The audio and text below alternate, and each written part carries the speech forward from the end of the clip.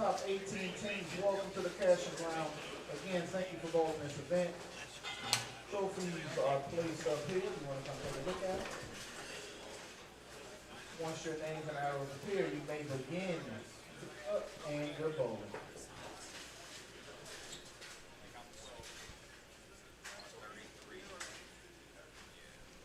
Good morning, everyone. Welcome to the 2021 Springfield Doubles Shootout. My name is Mike Flanagan. I'll be bringing you the coverage here today. I'm going to take you out to the lanes. Action just getting ready to get underway. We're going to take you to where we were watching practice. Get a look at the team of Tony Resnick. They made a deep run last night. Tony Resnick and Cody Aldrich. Bowling with Jalen Mosley and Scotty Kramer right next door. We got Brady Stearns, Chad Nelson, Kevin Williams, and Eddie Bird. And if you've been watching the coverage at all yesterday, we had 3 squads for you here in Springfield, Missouri. Players bowled across the bowling center here. About lanes 13 through 38. 39 and 40 have not been in play. Bowling on a 44 feet in length house condition, but it's not the house shot here at the bowling center. It's a little higher volume, intended to hold up a little bit longer. We've seen really high scores. Shea Bittenbender and Tim Barrett yesterday morning on the 9 a.m. squad finished at plus 721 for 7 games of qualifying as a team. Francois Lavoie and Christopher Sloan are in second at plus 681. They also bowled in the morning. Brian Kirkendall and Donnie Wilson bowled last night as a second re-entry, or as a re-entry, I should say. Second attempt at this event, as re-entries were allowed, and finished at plus 656. They finished with games of 535 and 502 to finish out their block. In fourth currently is Austin Bolds and Casey Murphy, who also bowled the 9 a.m. squad. They're at plus 652. Dylan Burns and Trevor Bumgarner are plus 622. And if you'd like to go see all of the standings, you can do so over at Inside Bowling on Facebook. Facebook.com/Inside Bowling, and the standings are there. So with 75 entries in the event, they took 18 this morning to the cashers round. Everyone will cash here this morning. Mikey Tang and Matt Sanders were the number at plus 480. They made it in because Nick Pate and Brad Miller had 2 entries as they did re-enter. They bowled A and C squads yesterday. So because they had 2 numbers inside the number, Mikey Tang and Matt Sanders squeak in 18th. The cut we're looking for today is to get down to the top 16 bowlers, top 16 teams I should say, to go into a single elimination bracket format, which I'll explain in just a moment. But the numbers currently at plus 480 is 18th. 16th is just plus 489. So it's very close. 2 teams are going to be out. 16 are going to advance. It's going to be very interesting this morning to see who does advance.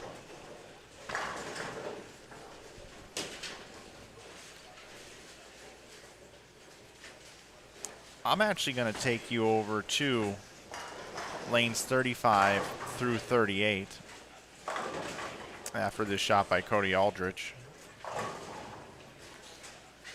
And as we head over there, you see the bottom feeders, so to speak. These are your 15th, 16th, 17th, 18th teams here, which is Tom Bohannon and Darren Breedlove on lane 35. On 36, you got Nick Pate and Brad Miller. 37, we've got Blake DeMore and Bode Kroll, and on 38, Mikey Tang and Matt Sanders. The elimination format is as follows. The teams that qualify in the top 4 positions are going to get 2 byes. They do not have to bowl. The 5th through 8th positions are going to get 1 bye. They do not have to bowl. So immediately after this round, we will go into the bracket, in which we will see the bottom 8 teams will all bowl. And we will continue to use these pairs: 27, 28, 29, and 30, 35 and 6, 37 and 38 for the rest of the tournament. So you'll be able to see all the bracket competition right here as I take you around those 2 different bays. So those 8 teams are going to bowl, and 4 will be eliminated. Then the 5th through 8th teams will then come in and bowl the winners. 4 more teams will be eliminated, and 1 through 4 will then come in and they will bowl, and 4 will be eliminated. Then 2 will be eliminated, and then we will crown a champion. It should take about 5 hours to get through the bracket. We started at 8:30 here this morning Central Time. Glad you're with us here on Inside Bowling. We're going to have about 2.5 hours of morning play here for you. And then we'll go into, like I said, about 5 hours of bracket play. Now, how does the bracket work? What are the rules, and how do things work within the bracket? Well, it's Baker, which means the leadoff bowler will bowl the 1st, 3rd, 5th, 7th, and 9th frames. The second bowler, the anchor bowler, will bowl 2, 4, 6, 8, and the entire 10th frame. They're going to bowl a best of 7 head-to-head Baker matches to determine who advances. So 7 games of Baker, single elimination. So it should be should see a lot of teamwork, a lot of high-fiving once we get to that portion. But right now it's just important to make the bracket. And if you're in the top 16 coming into today, the goal is to move up so you get a bye, or even 2 byes if you make a nice run through 5 games this morning. The goal for those on lanes 37 and 38 is just to make the bracket. They're on the outside looking in coming in today, but again, it's very, very tight. You look at the top 4 positions: plus 721, plus 681, plus 656, and plus 652. 30 pins back at 622 is Dylan Burns and Trevor Bumgarner. They're trying to get into that top 4 so they can get 2 byes. So it's pretty bunched up.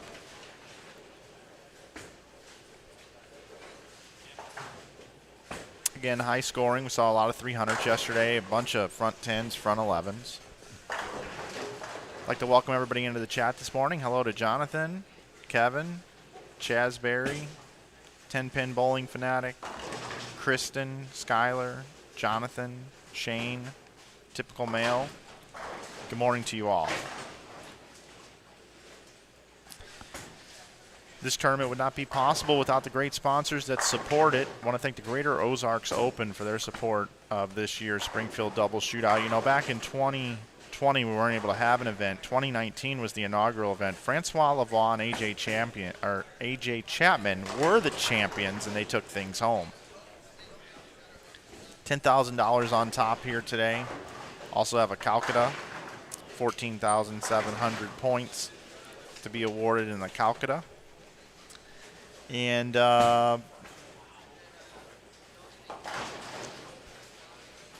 talking about the Greater Ozarks Open, 64 years that event's happened. Singles, doubles, team event happens right here at Enterprise Park Lanes. Also over at Sunshine. 1,400 teams or so come through. It's a miniature version of the USBC Open Championships, but it's here in the Midwest. It is handicapped and scratch. Both are available. Optional side pots and all that kind of stuff. They run brackets here. You make sure you want to check that one out if you haven't ever bowled a Greater Ozark. It'd be a great event for you to shoe up and come bowl with your friends, your teammates, and have some fun. A lot of things to do here in Springfield as well. As a matter of fact, one of the places you should go if you do come and bowl the Greater Ozark is head over to Ben Crazy. These guys, they get all these lots from Amazon, Best Buy, Walmart, and what they do is they put them all out fresh bins on Fridays, and it's $10 for anything on Friday. Then on Saturday they open their doors and everything's $8. Then on Sunday they open their doors, everything's $5, and on Monday everything's $2, whatever's left. Then they take 3 days off, come back, refill the bins, and do it all over again each and every week. So check out the folks at Ben Crazy, a proud sponsor of this year's Springfield Double Shootout. Also, if you're looking for any screen printing needs, shirts made, anything like that, Wise Guys are another proud sponsor of the 2021 Springfield Double Shootout. you can head over to wiseguyscreenprint.com, and they'll take care of you. Also, the Greater Ozarks Pro Shop here, also a supporter and sponsor of the event. And, of course, the family of brands with the Brunswick Corporation. If you're looking for a new bowling ball purchase, make sure you check out Brunswick. They have 7 brands, Brunswick family of brands. Make sure you consider them on your next bowling ball purchase. They make great equipment. If you'd like to support the stream and support Inside Bowling, you can also do a few things to do so. You can hit that like button down below. You can subscribe to our YouTube channel. You can also go over on Facebook, Instagram, and Twitter, and you can follow us there. Also, if you'd like to support our store, our online store at InsideBowling.com. We also have an eBay store if you prefer that at Inside Bowling. We've got some unique items over on eBay as well. You can save 15% at InsideBowling.com with coupon code YouTube. We have over 400 different designs of shirts, and we'd love to see you come over and take advantage of that discount code. We obviously have a passion for bowling here at Inside Bowling and have been working in the industry for, I've been in it over 30 years, but we are a team of folks, and we do appreciate any support that you can give us.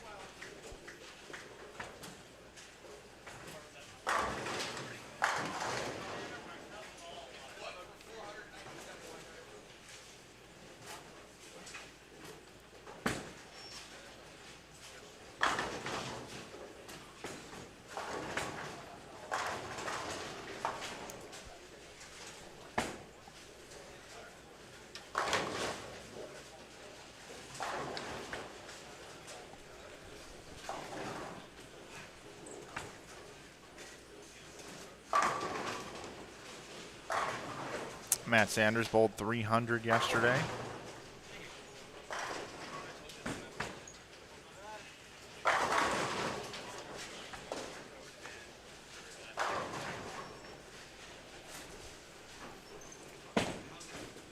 He also left a very unusual 5-7, and that's out on our social media if you want to check it out. It's got a little bit of buzz.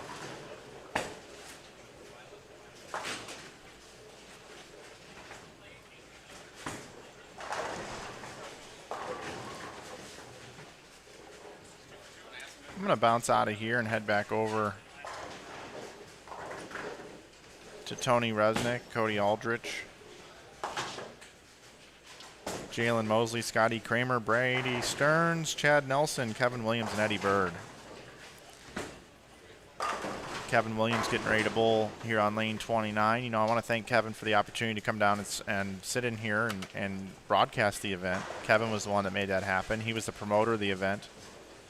He and Chris Taylor, the general manager here at Enterprise Park Lanes, owned by the Weimer family, built in 1991.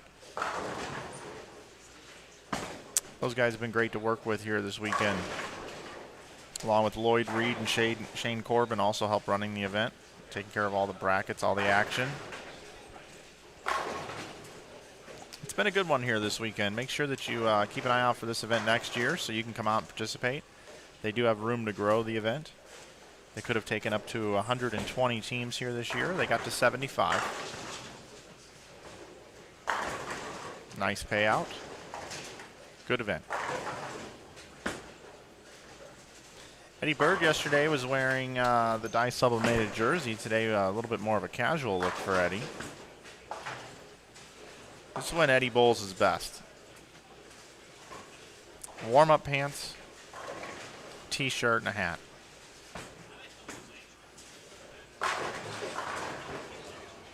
Wow, that was a weird pin that came up out of the back.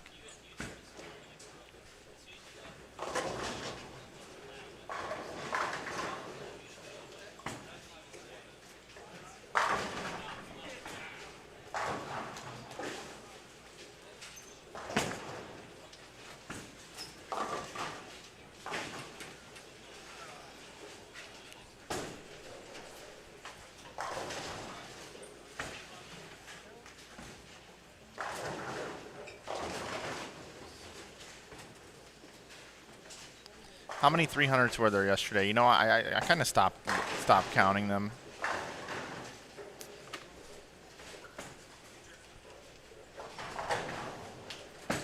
But I'll do what I can here for you. Out of this group, you know, just looking around, Bittenbender had a 299.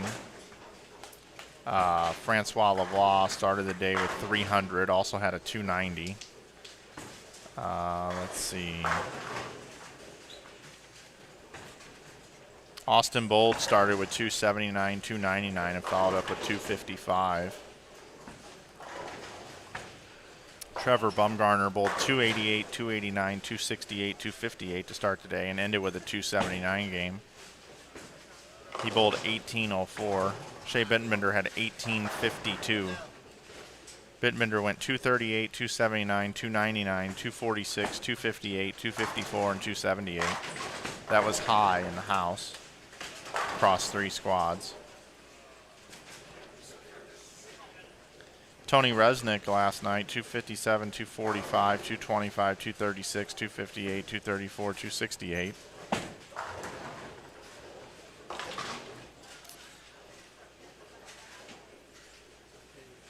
Kevin Williams had a 300 in game number 6.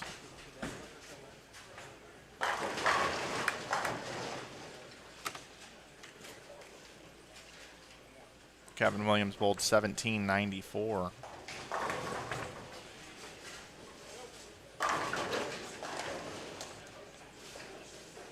Mike Dole had a nice run in there, 259, 268, 269, 279.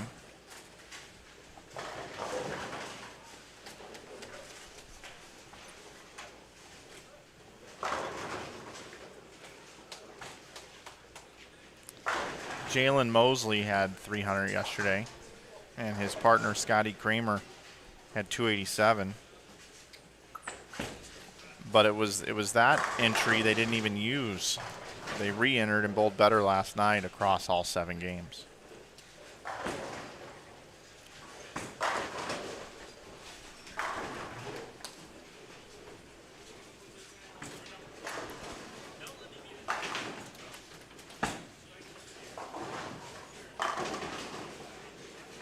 Eddie Bird and Kevin Williams off to a little bit of a slow start here.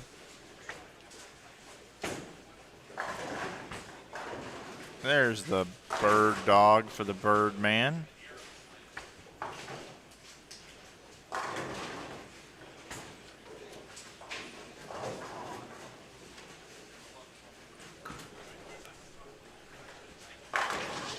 You know, looking through these teams, you know, if you were to ask me, who do you really like today, Mike? Who do you really like?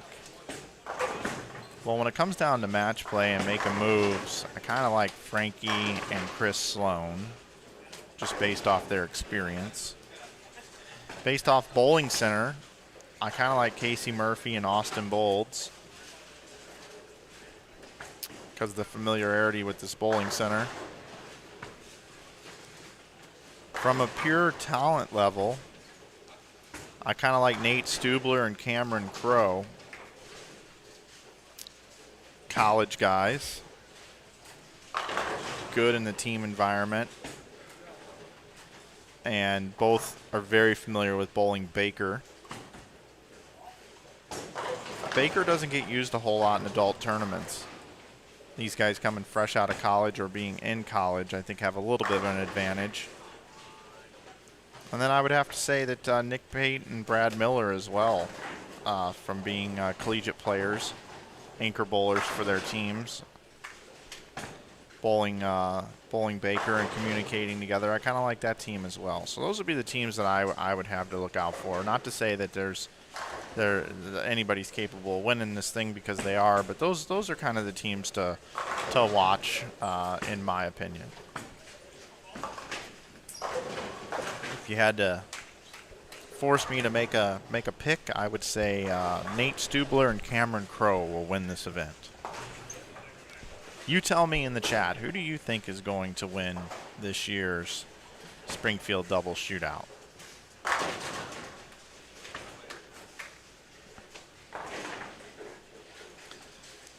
I don't see any possible 300s the first game. Scoring pace is lower. I'm not saying that it's low, it's just lower. Chase Valenzuela and Michael Shirley started with 460.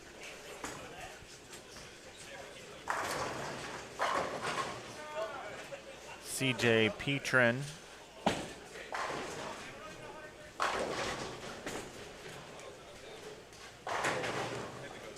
and Jake DeVoe. CJ actually had 299. I missed that. 237 for DeVoe. So they start with 536.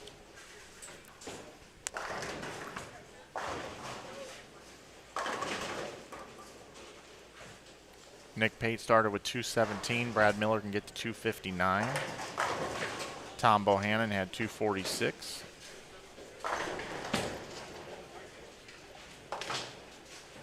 Darren Breedlove can get 215.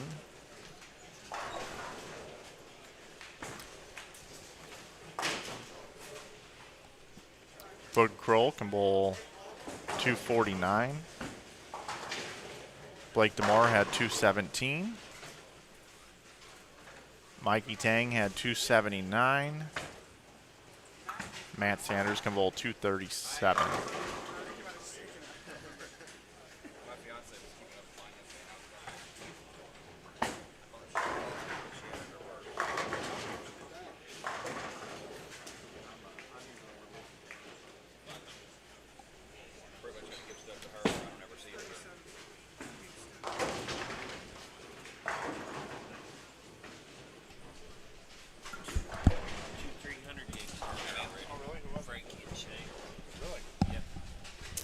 Well, I just have a report all the way down on lanes 19 and 20.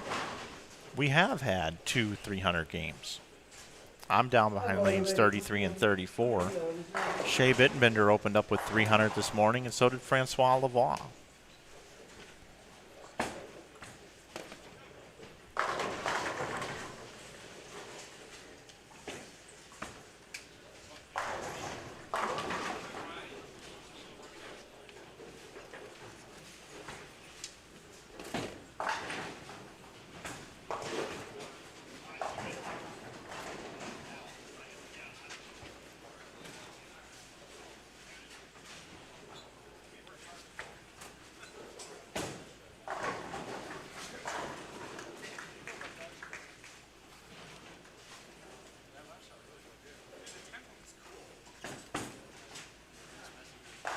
I see you, Jody. Thanks for the warm wishes there. Appreciate that.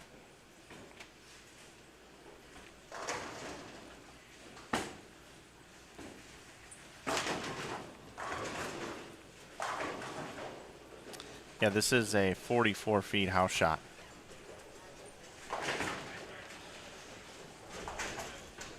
All right, so Tony Resnick's going to be in the 2-0s. Jalen Mosley can bowl 258. Brady Stearns can get to 236. Kevin Williams 242. Eddie Bird 222. 258 for Chad Nelson. Scotty Kramer can still get to 228. Cody Aldrich can get to 245 here. Again, these pairs are where I have the cameras will be where all of the bracket action will take place. Pinfall did carry over into today as well. I did fail to mention that.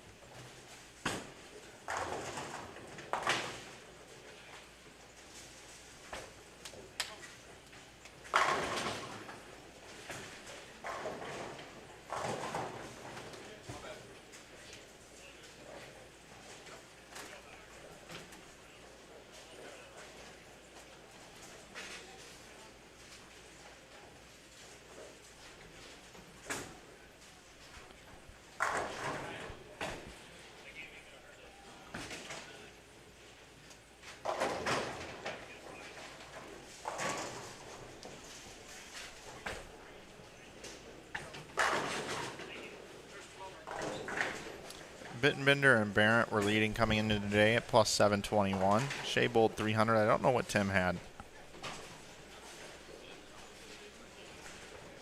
Frankie and Sloan, though, 40 pins behind him. Frankie had 300 as well.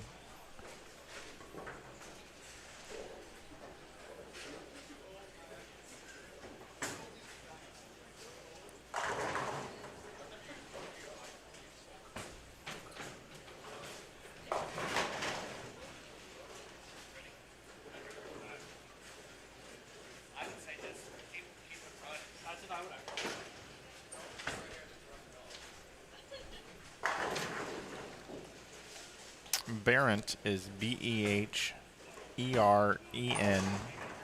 I believe. Let's see if I did that right. B-E-H-R-E-N-D-T. I don't know if I did that right or not, but I can tell you that it's B-E-H-R-E-N-D-T. I actually drafted Tim in the Masters League in St. Louis probably 15 years ago. Brought him in actually as a protect, fresh out of the University of Nebraska.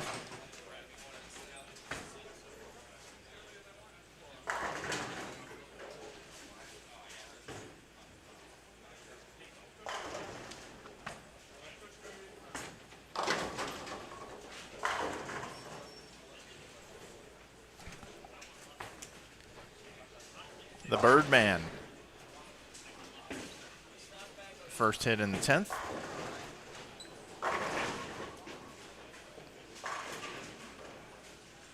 When we've had Eddie on our streams here this weekend, he's 2 bad shots a game, typically. That's kind of what we've seen. If he can clean that up just a little bit, he and Kevin will be tough.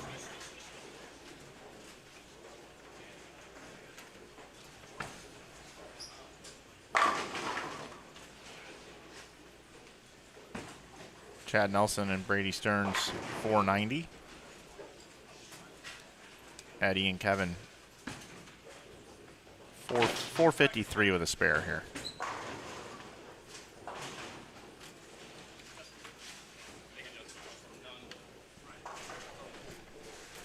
And just like that, we roll into game number 2.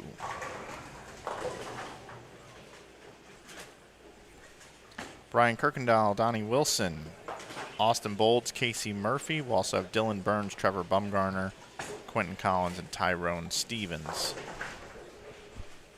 As soon as we get standings, we'll report them to you, everybody. We'll have that for you coming up here shortly. Once again, we've got 5 games for you here this morning. About a half an hour a game. Got 2 hours of action for you on this Sunday morning, opening week of the NFL as well. Always exciting, the first week of the NFL season. Got fans back this year. What a weird year it was last year. In sports and life. Everything.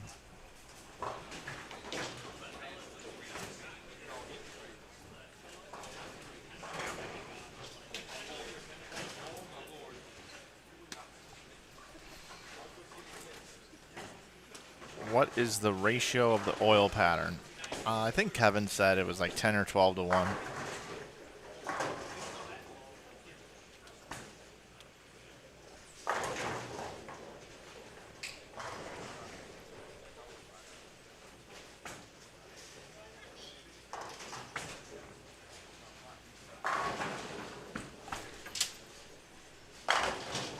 Had a question. Is Brad Miller wearing a hat or not wearing a hat? He's wearing a hat today.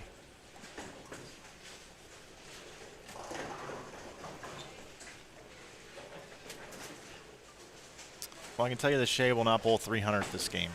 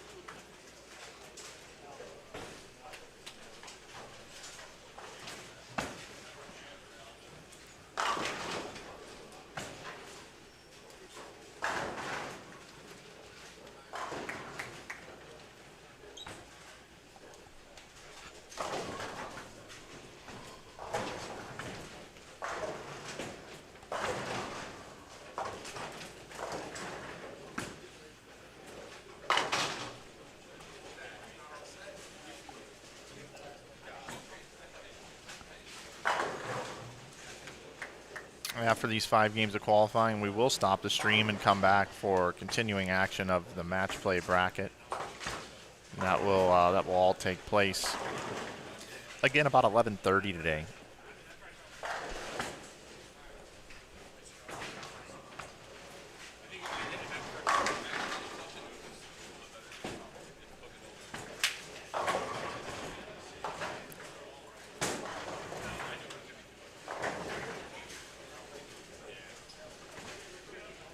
Here's Casey Murphy. He won the Bowler's Journal back in 2010. Bowling with Austin Bolds once again.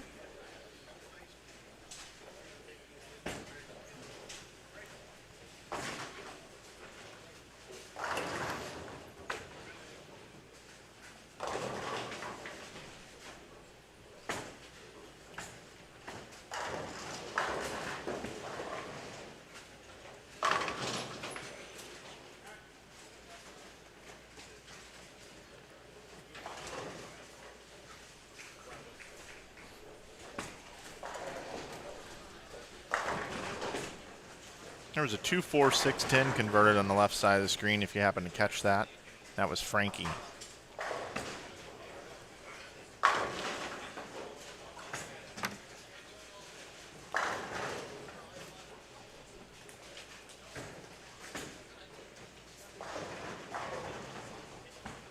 Oh, Brian with the little messenger there.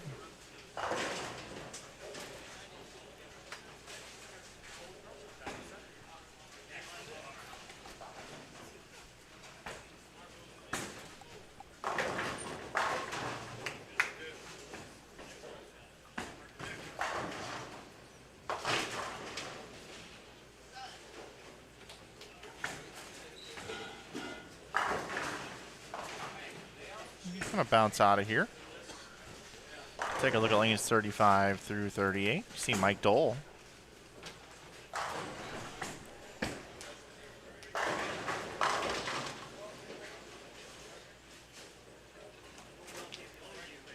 Bowling with Kendall Martin.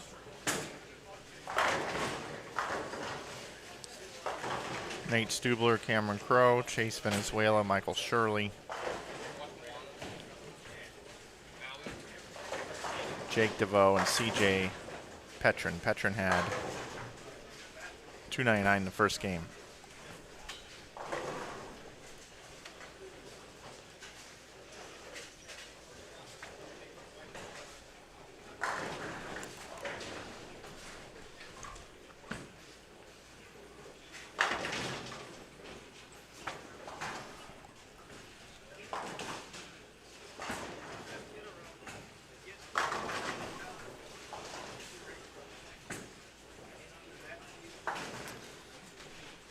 R. Maslowski says, Mike, not to rain on your stream, Ohio State Masters today. Okay, well, cool. Is that being streamed somewhere?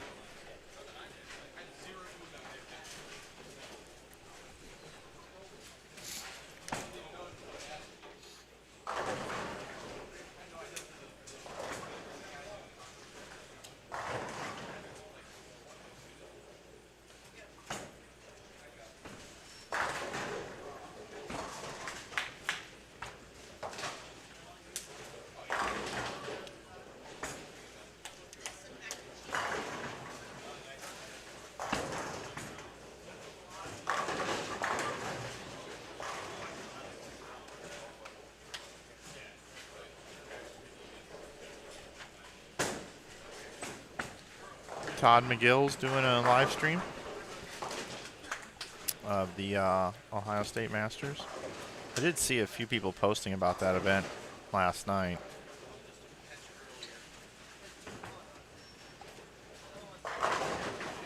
The little bit of time I did have to go through social media at the end of the night.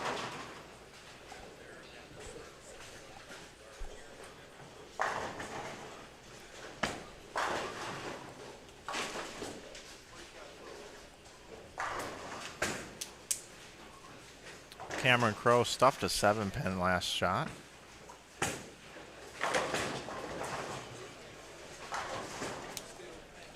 no doubter on that one. Folks, I'm going to step away for a minute. I'm going to go grab a water. I'll keep you here. I'll be right back.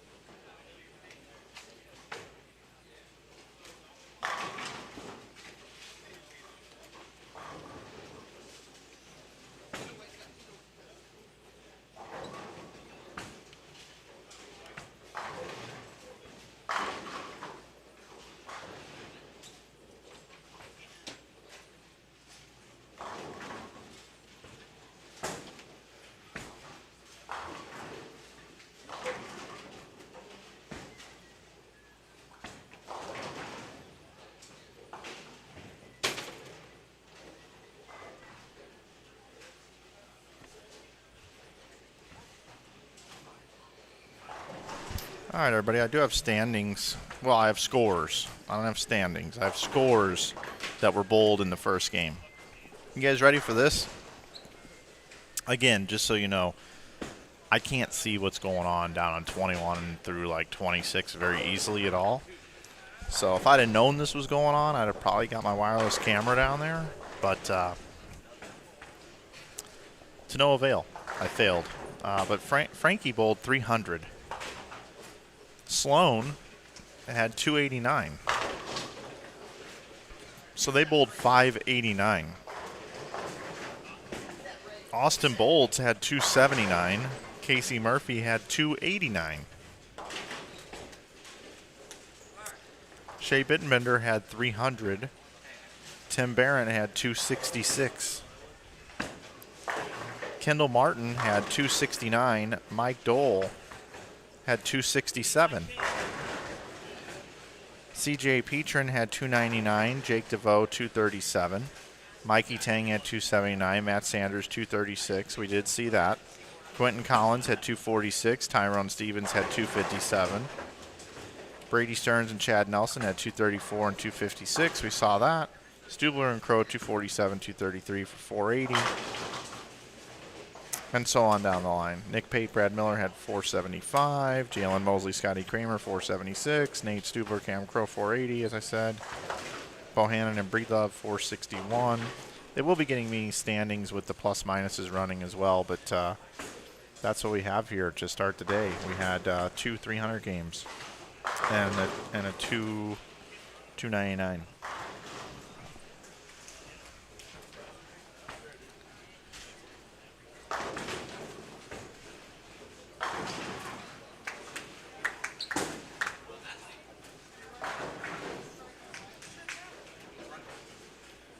Kendall Martin can still bowl 270.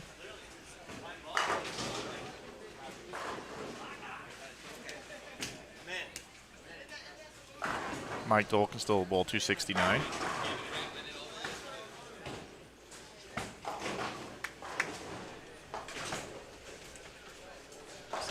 Nice conversion of the split next door on 34 by Brady Stearns.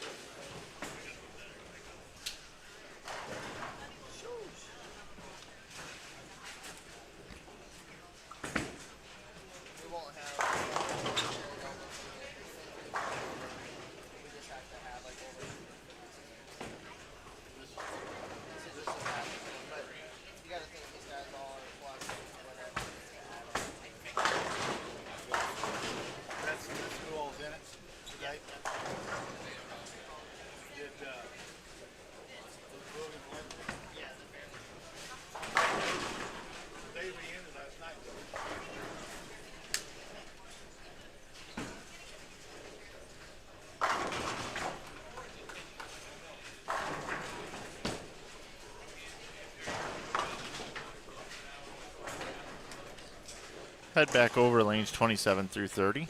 Check in, see how things are going here.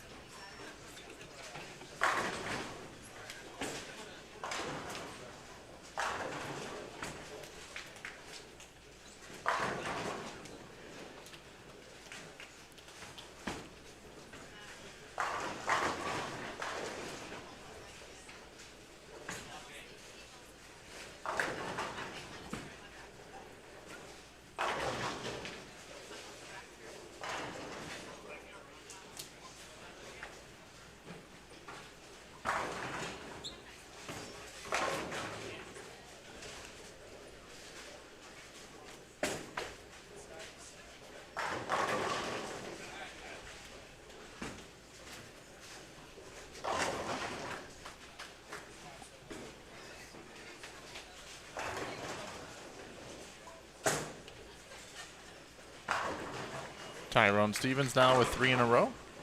Dylan Burns is perfect thus far through 7.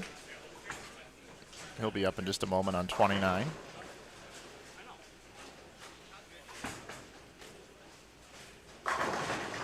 Kirkendall with a strike.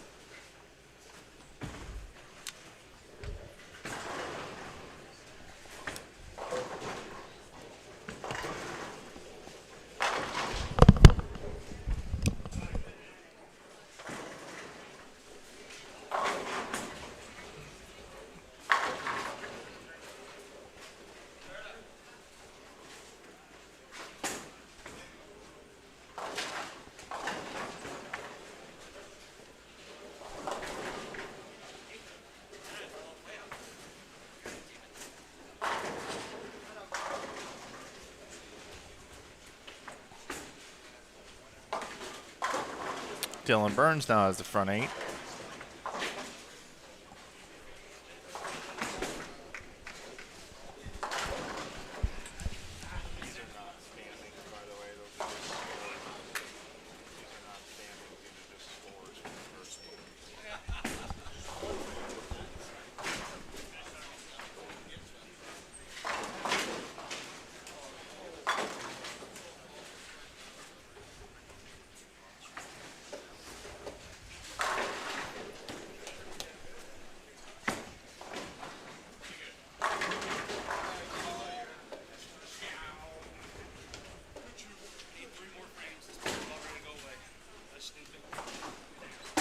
Yeah, we'll be doing some updates over on Twitter, but again, I don't have a combined standings for anything. I just have, the only thing that's being reported to me right now are the scores from this squad individually, nothing with all the carryover scores.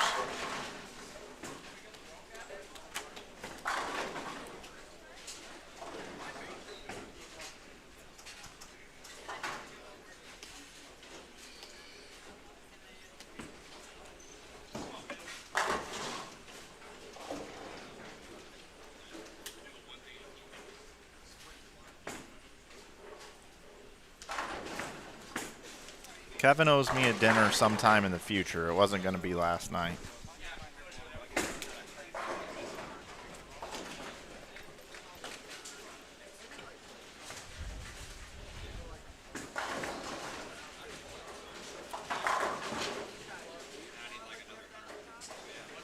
I'm a big baseball fan, and Trevor Bumgarner, I want to call him Madison Bumgarner so bad.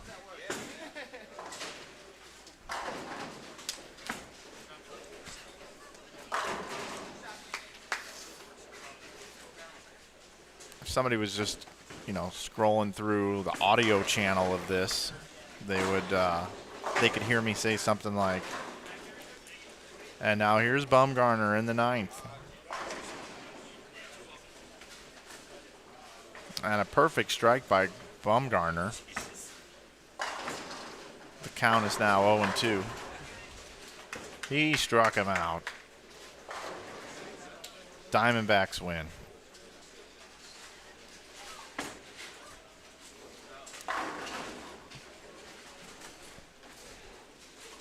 Dylan Burns says, I'll show you that strike in the 9th.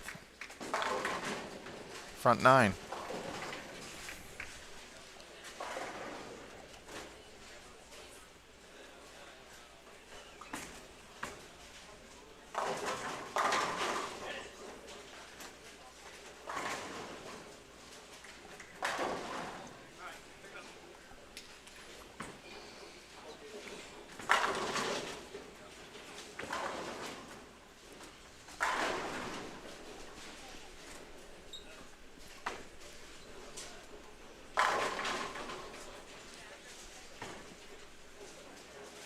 I did see that the Blue Jays played a doubleheader yesterday and scored 20-something runs. That was crazy.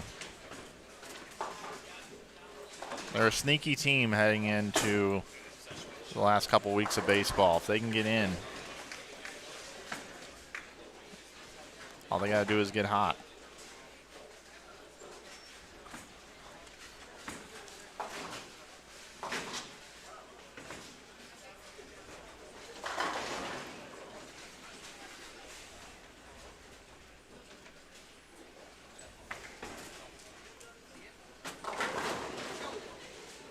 Quentin Collins looking to strike here. His first ball in the 10th. Can still get to 223.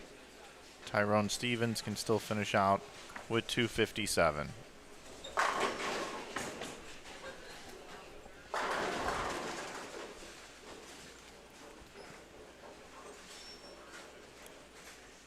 Brian Kirkendall looking to get into the 260s with a strike right here.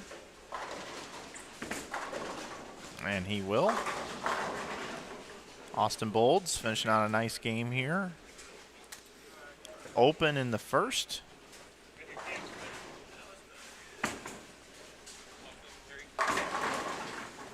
Almost back 11. Let's make it 277 for Austin Bolds.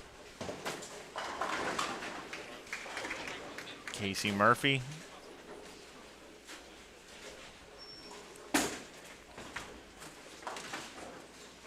Still bowl 279. Dylan Burns, first shot in the 10th. He's perfect so far. Looking for 10 in a row. Ooh. Right through the nose for a 4.67. He will not bowl 3 bills this game.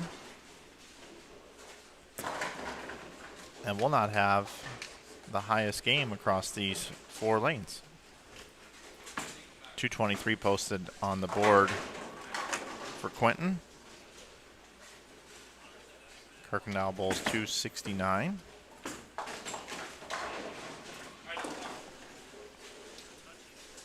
Donnie Wilson can also bowl 269.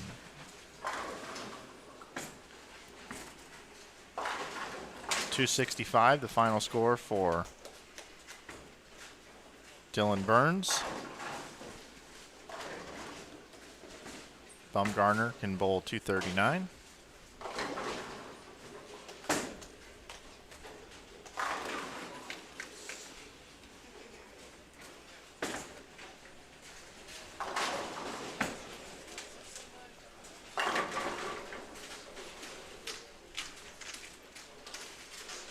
Mike Dole had 213. Kendall Martin 229. Cam Crow can finish with 228. Nate Stubler bowled 237. Kevin Williams can bowl 280. Eddie Bird can get to 238.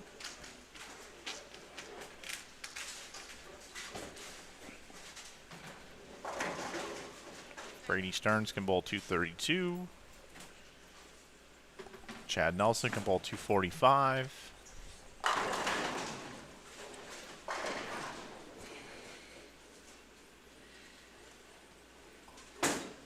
Casey's going to be in the 260s.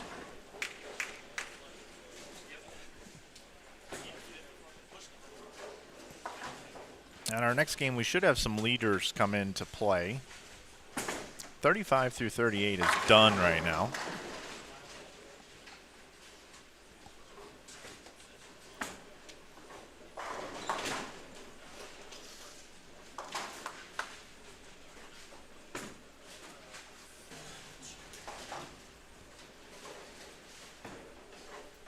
Good morning, Jonathan, in the chat. Hello to you. I'd like to thank all of our viewers watching this morning here on Inside Bowling. We know you have choices with your time on what you like to do on a Sunday. We're glad you're here with us enjoying some bowling. Again, if you've just tuned in recently, this is the Cashers round. We had 3 squads, 7 games each yesterday, an A, B, and a C. All of that's archived here on our YouTube channel. This morning we got 5 games of Cashers round qualifying with the pinfall carrying over. And then we are going to come back at about 11:30 this morning, and we will get our bracket play underway. Top 16 teams, 18 made it today, 16 make it to the bracket. It's single elimination. It's best of 7 Baker bracket match play. We'll have all the games for you. I'll report on it as best as I can. And we're looking forward to that for sure. And with that, we will take a little break in the action as they get reset. Looks like we've got our leaders will be coming over, so that'll be a real treat for us here. We'll be back in just a moment here on Inside Bowling. Glad you're with us.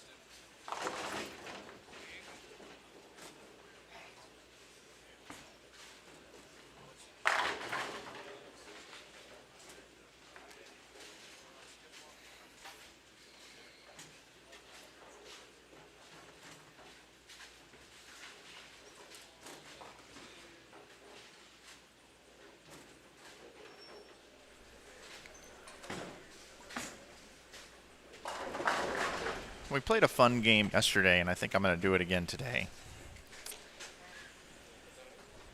For game number 3 here. As we've got our leaders, who are averaging like 260. I'm going to set an over-under again.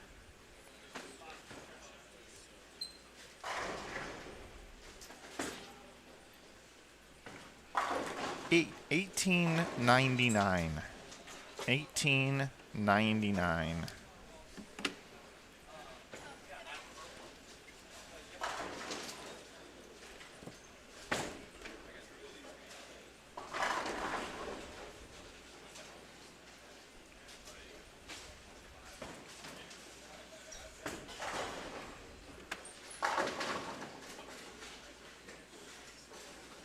All right, I just posted the poll.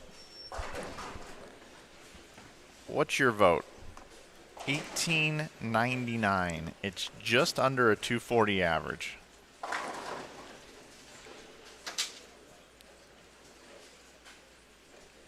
We're off to the races.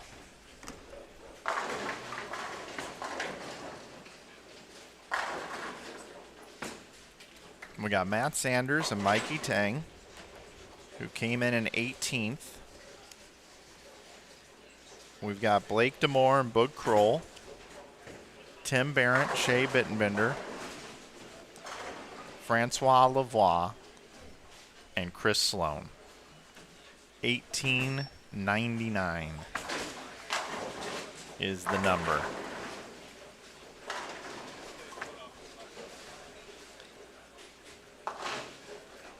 Tim with an open frame.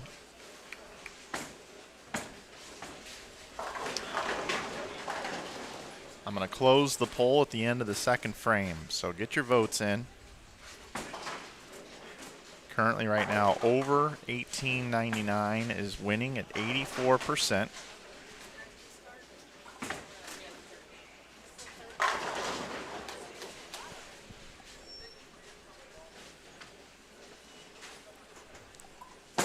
Y'all are a bunch of overtakers. Very positive chat room.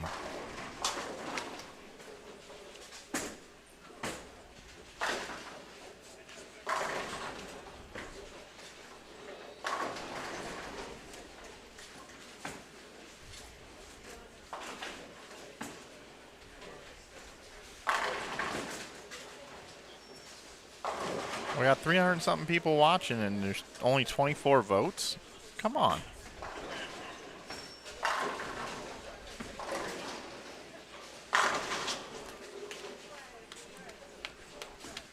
%, say over. 29 votes cast.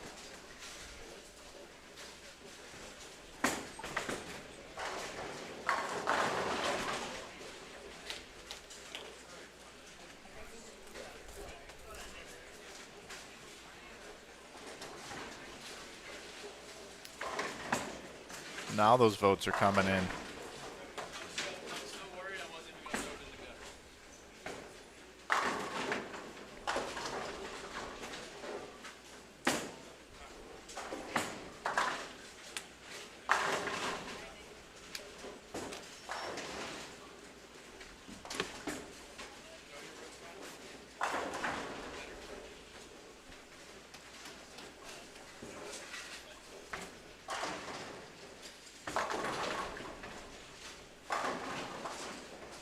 All right, I'm ending the poll. 40 votes.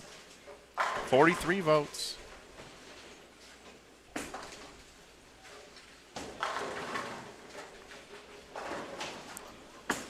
How about we're ready for Jack?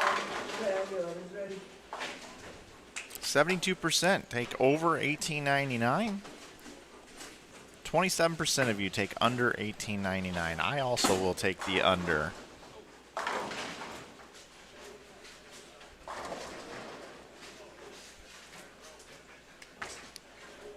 I don't have Kevin Williams sitting here with me to do the play-by-play here and have a little sweat, but if you were here yesterday with us when we played that game, 1880 was the number.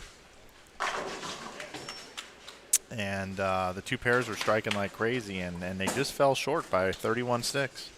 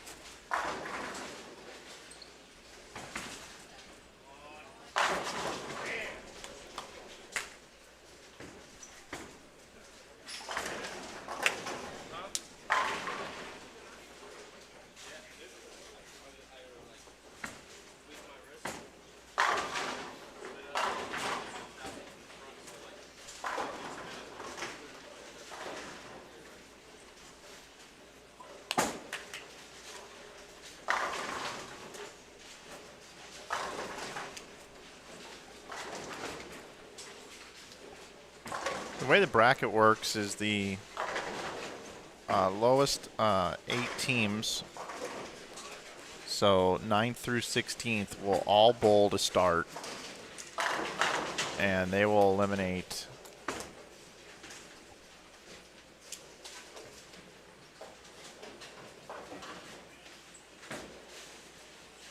4 teams. And then the next group of 4 teams, 5 through 8, will be inserted to bowl those winners.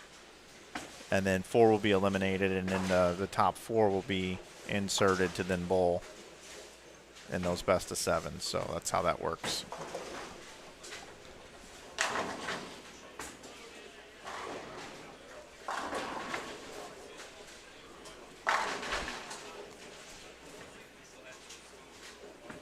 Frankie now with the double. Sloan's perfect through 3. Matt Sanders just blows away the rack and leaves a 9-pin. Matt cracks me up when he walks back after he just gets a horrible break. It's like, okay, well.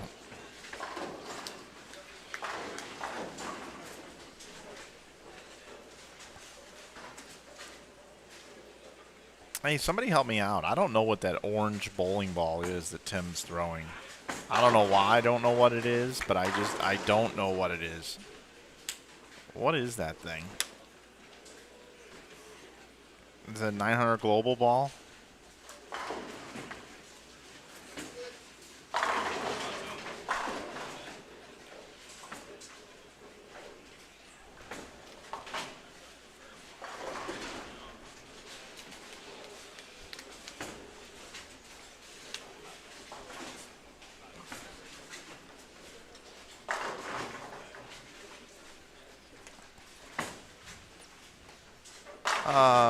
We got a question here. Mike, if I wanted to try to go pro, what's the best way to join the PBA? Well, you go to pba.com and you can sign up and get a card.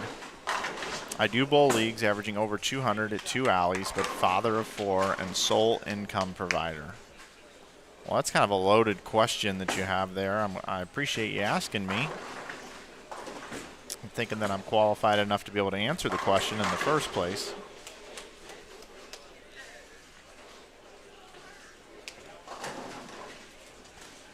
But I would say, before you join the tour, I would ask yourself the question of how many tournaments are you going to bowl, or have you been bowling in general in your area against the best in your area? And are you bowling on house conditions or sport conditions? Because on the tour, they're flatter ratio patterns. They vary in length, but how do you perform at that level? How do you do at the USBC Open Championships? Have you ever bowled that event? There's a certain progression and a kind of a roadmap before you go on tour of the experience that you should get before you go on tour. Now, that's not saying that you could be a diamond in the rough and an incredible bowler and you're ready to take the tour on right now. I've never seen you bowl. But, just averaging over 200 in a couple different centers, at first glance, I would say you're not ready for the tour. But at the same time, I don't know if you're bowling on flat earth leagues where it's 40 feet flat and you're averaging 200 in 2 centers. And, it's not only 200, but you're averaging like 220. So I don't have enough information for you. But I would never tell somebody not to do something. But I would ask some of the better bowlers in your area and kind of get a progression path of what you need to do to prepare yourself for that. Because these are the best bowlers in the world when you get out on the tour. And you said here that you're a father of 4 and you're the sole income for your family. Not to discourage you again, but to be able to become a top athlete on the PBA Tour to provide for your family is not going to be easy. It's difficult for the guys that are elite already. But then again, I've never seen you bowl before. I would never tell you that you shouldn't do something. And that's not even what I'm saying. But I would just do that self-check. How many 1900s do you have at Open Championships? how many local events have you bowled head-to-head match play and learned what it's like for gamesmanship and making ball changes? What's your equipment look like? Mikey Tang? Oh, I thought he might have got the 710 there. So there you go. There's an answer to your question. I hope that helps you a little bit.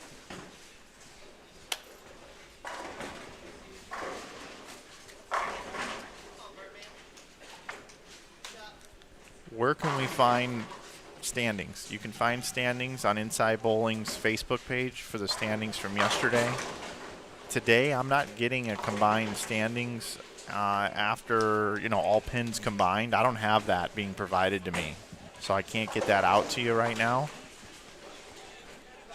I think they're working on it.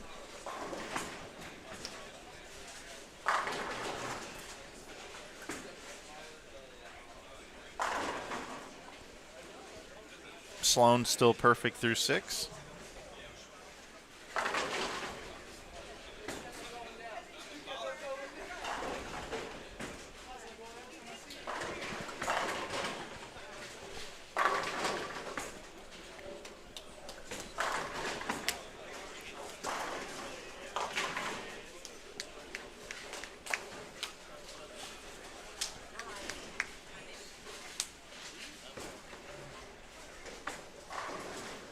Frankie. Well.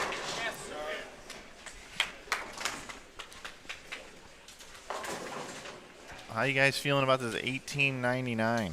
Is Sloan going to get 300 of it?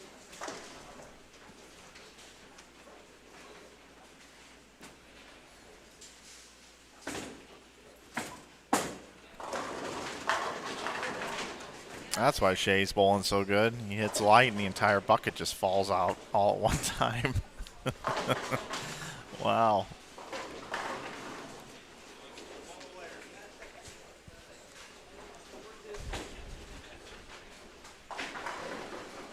I always having trouble choosing a new bowling ball. Any tips? Oh, wonderful. Thank you. I wasn't saying wonderful thank you for that question, but I will get back to it. But I did just get standings handed over to me, and it has all of the squads combined now. So I actually have some standings for you, and we'll get those out in just a moment. Your leaders are Austin Bolds and Casey Murphy. They're at 45-65. Shea and Tim are in second at 45-39. At 45-14 is Lavoie and Sloan. At 44-34 in fourth. That's 80 pins back, folks. Kirkendall and Wilson. 43-78, which is about 70 back of them. Remember, fourth place is a big deal with the two buys. Quentin Collins and Tyrone Stevens. Then at 43-26, Brady Stearns and Chad Nelson. They're in sixth. Seventh is Nick Pate and Brad Miller. Nick Pate and Brad Miller, they both bowled 279s the last game. 558 for those two guys. So now they're up to seventh. Kendall Martin and Mike Dole are now in eighth at 43-13. At 42-95, Burns and Bumgarner are in ninth. In 10th, 42-89 is DeVoe and Petrin. 11th at 42-82 is Kevin Williams and Eddie Bird. At 42-80 in 12th is Resnick and Aldrich. In 13th at 42-78 is Stubler and Crow. At 42-71, Mosley and Scotty Kramer. In 14th. And in 15th is Mikey Tang and Mike Sanders. Matt Sanders. They've moved up from 18th to 15th. They're at 42-29. But it's still really, really close. 42-19 in the last spot to make it in at 42-19 is Valenzuela and Shirley. And then just 24 pins back, Tom Bohannon and Darren Breedlove now are in 17th. Blake DeMore and Boog Kroll at 41-93 are in 18th. So there's just 26 pins separating 16th and 18th currently. We'll get pictures of that for you, and we'll get that out on Twitter and on Instagram.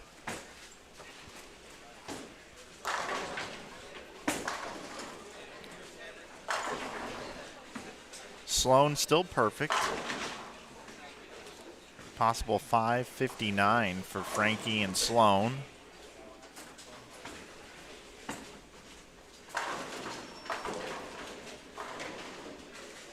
Boog and Blake are trying to make a run here as they are on the outside looking in now. Sloan, front 8.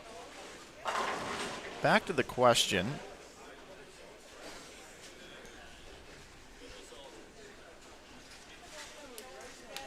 Choosing a new bowling ball.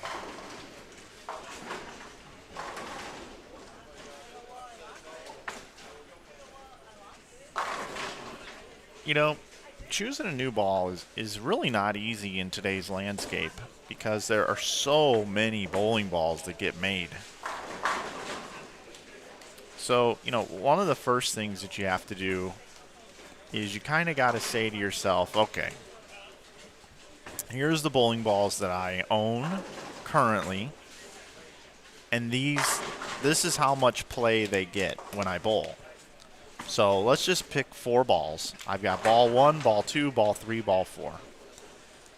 Ball 2 is my benchmark ball that typically when I'm struggling or when my other bowling balls aren't working, I always kind of go to this ball. That's kind of the one I go to. I know what it does, and you always want one of those, right?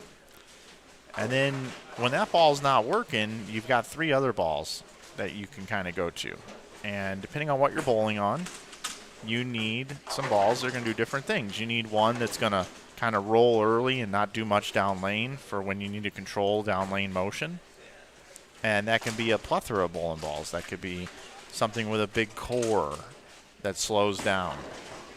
That could be a weaker cover ball, depending on how you throw it. Your speed, your rev rate, your tilt. All those things, right? And then there's the idea of surface changes on balls. So maybe you've got a benchmark ball at 4,000 that works well for you with a little bit of lane shine. And then you've got maybe an asymmetric ball that's at 4,000 with a little bit of lane shine that you know gets rolling a little bit earlier for you when the ball's not hooking early enough for you. Then you have, you know, like that big ball with a big core, maybe some more surface on it, maybe like 1,000 on it for when they're really oily, really slick, and you need hook. And then you've got the 4th ball, which is probably a polished bowling ball or a pearl bowling ball for when the lanes get dry, right? So you've got this 4-ball arsenal, okay? Let's just kind of say that that's what you have because I don't know any, it's just a very generic question. So when you're like, okay, well, I've got 4 bowling balls. I love to bowl, and I want to add a 5th ball now. I need to go buy a ball. Well, you should go in there knowing, am I looking for a complement for that benchmark ball because it's starting to get old and I want a new benchmark ball? Do I have a hole in my arsenal between my 4 bowling balls? I need something that goes between the benchmark ball and the pearlized weaker cover ball for when they get dry. I want a ball that fits in between there. Well, then you've got choices across like 12 brands of bowling balls in the marketplace.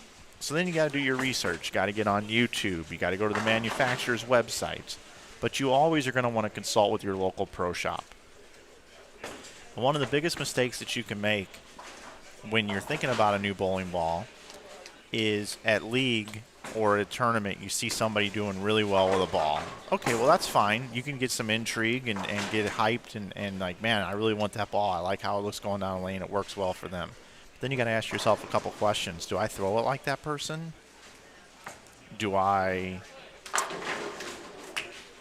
pay attention to how it's laid out for them? And don't pay attention to where the markings are on the ball. Ask the bowler, hey, how far is the pin from your positive axis point? How far is the CG away from your positive axis point? Because their bowling ball roll is like a thumbprint or a fingerprint. No 2 ball rolls are the same. And that's the unique part of our sport. So if you really are that intrigued by someone that has a a bowling ball that works for you, or that you want. Make sure that the positive axis point length is the same for you to your positive axis point as it is for them.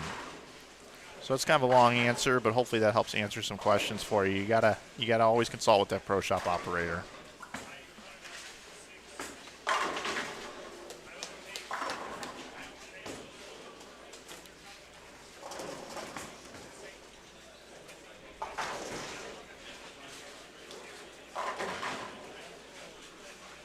Got a little developing situation for you that I'm going to take you to on 35 and 6 here in just a moment. After Boog throws a shot. Get one in from Shea as well.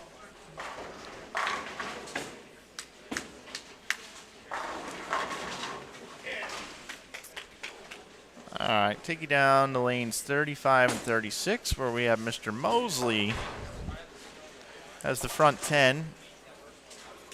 He's up on lane 35 here. He did have a 300 game yesterday.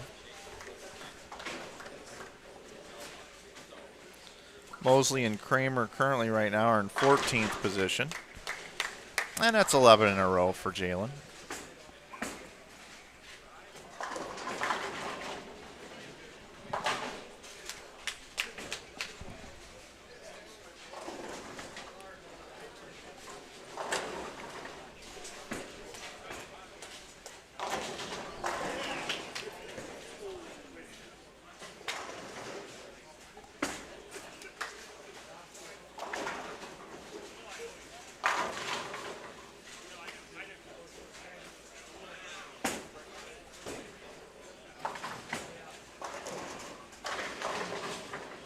So here we have Jalen Mosley up in the third game of the Cashers round, looking for 300. And he's got it. Second one of the weekend. Congratulations to Jalen Mosley.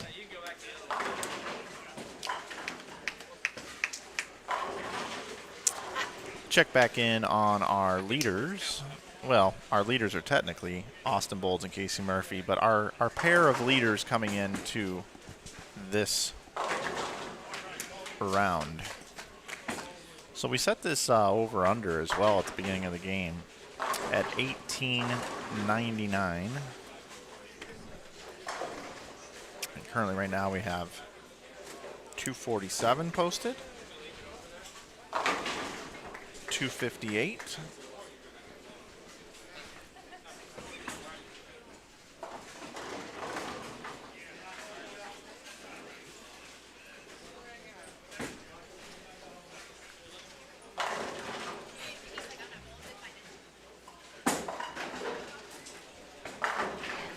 So we're at 505 currently.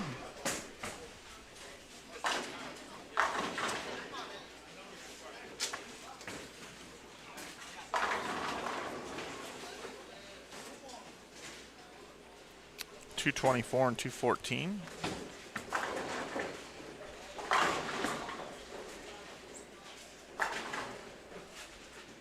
That's $943.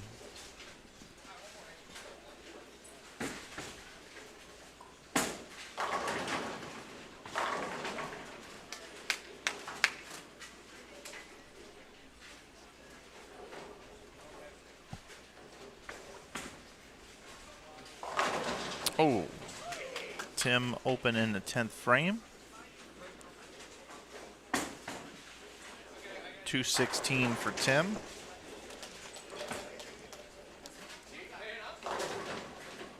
That's 1159. Sloan, second shot in the 10th. Still get to 247.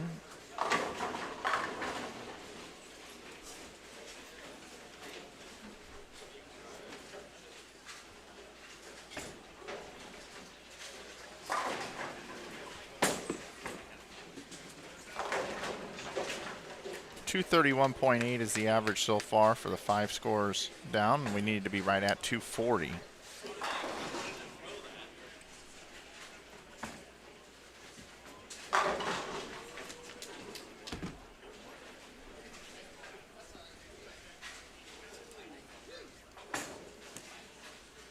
We We got enough sticks out there?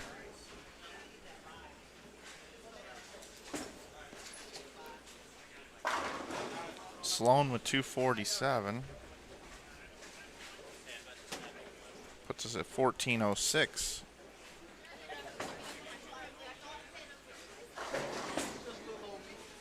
Matt Sanders finishes with 247. Puts us at 1653.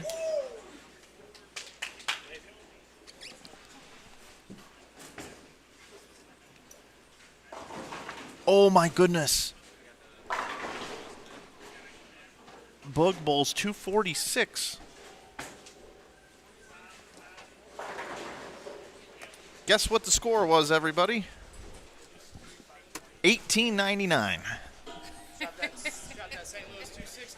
1899.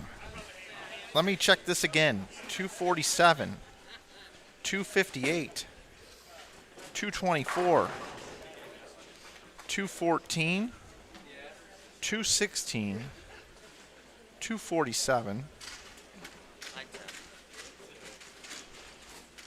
Double checking my math here, everybody. I want to make sure I get this right.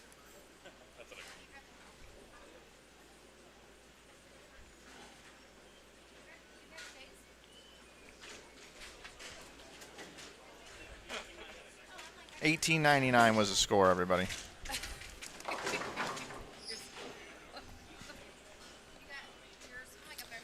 Thank you. Thank you. Be here all week. All week I'll be here. That's right. $18.99 was the score. Those of you that bet the tie, 8-1. Wow. That was pretty cool. All right, let's get ready for the next game.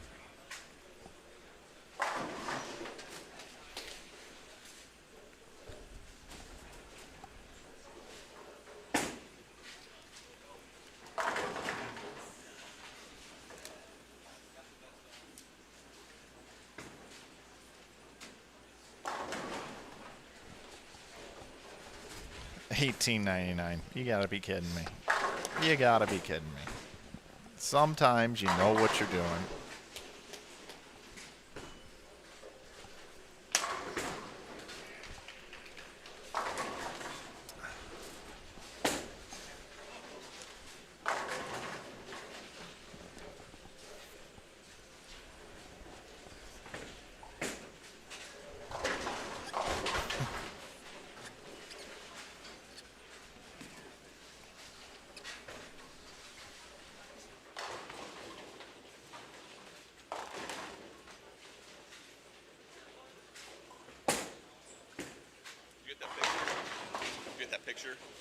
Of us that I sent you?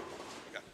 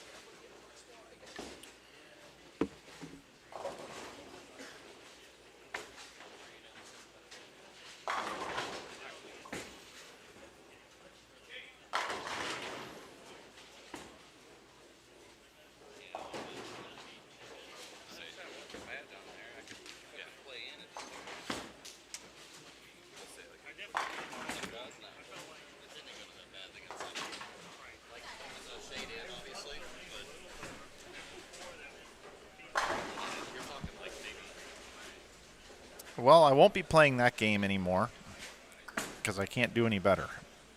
Ah, that was fun.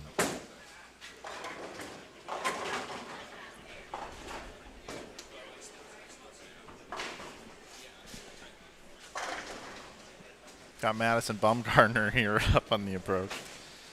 Yeah, his name's not Madison. I wish it was, though. Okay.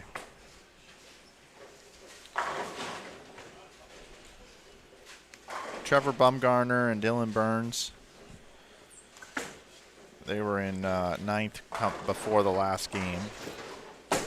And Quentin Collins, Tyrone Stevens were in fifth. Kirkendall was in fourth, his team.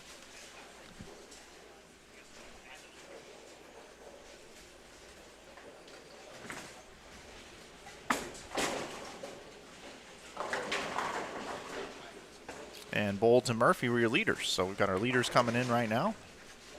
Got 2 to play. We're in game 4 of 5. Once again, top 16 make it into the bracket. We'll have the bracket coming up here about 11:30 for you right here on Inside Bowling. Glad you're with us this morning.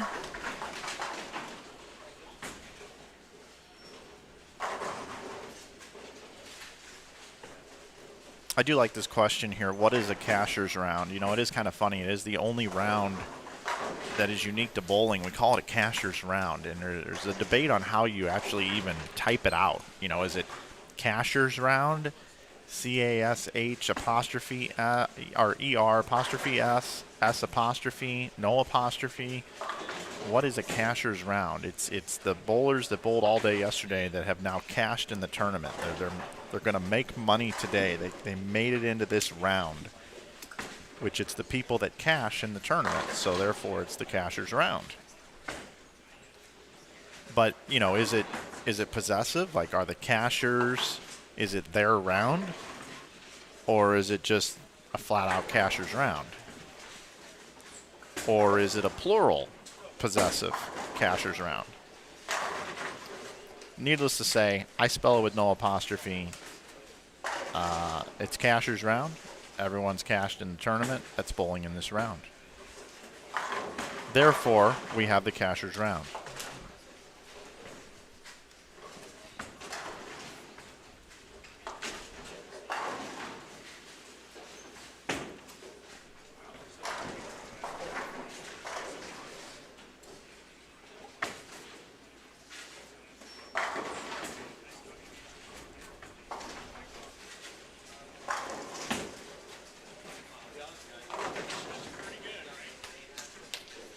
If you're looking for my NFL lock of the week,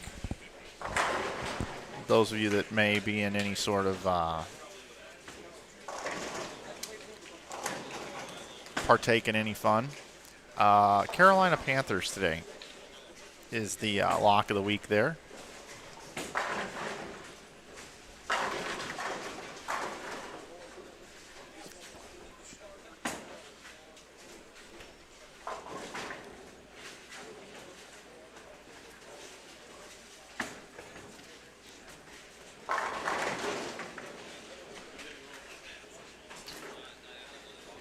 My other 5 suggestions are Steelers plus 6.5 against Buffalo, Titans -3 against the Cardinals, Chargers and the football team over 44.5, Browns plus 6.5 against Kansas City, and they might win the game outright. New England, it was 2.5. I think it's gone to 3 now. New England -3 against Miami.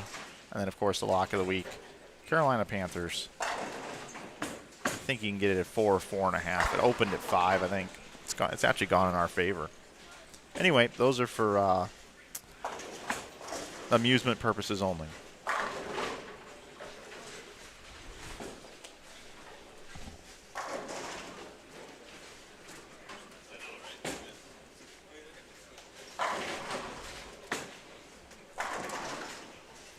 Put those together in a 6-teamer, it'll be about 30-1 for you.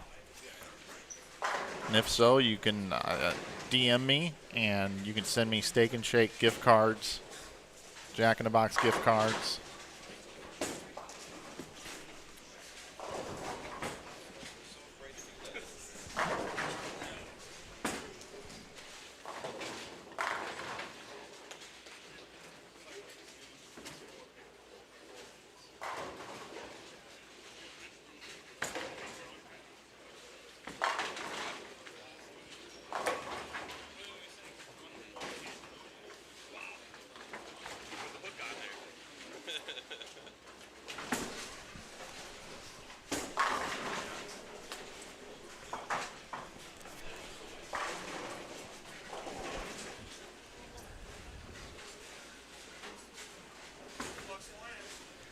Mike, do you know if they bowl on the burn for the balance of the day? That's what I was told. Doesn't mean that there could be a change. I do know that once the bracket starts, there is for sure no oiling. I don't think they're oiling between, though.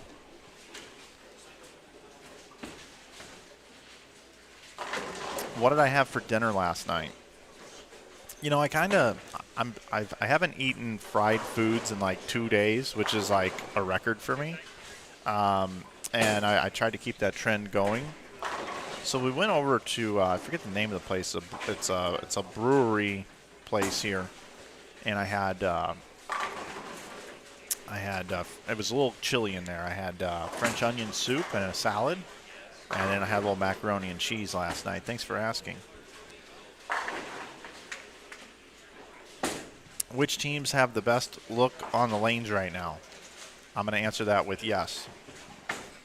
They all have really good looks on the lanes right now. And I'm not saying that to be rude, but honestly, I mean, it strikes everywhere. Everybody. Okay, here's another prediction for later today. It wouldn't shock me if we had a couple 279 ties and maybe even like 2 front 11s where the final ball decides the game.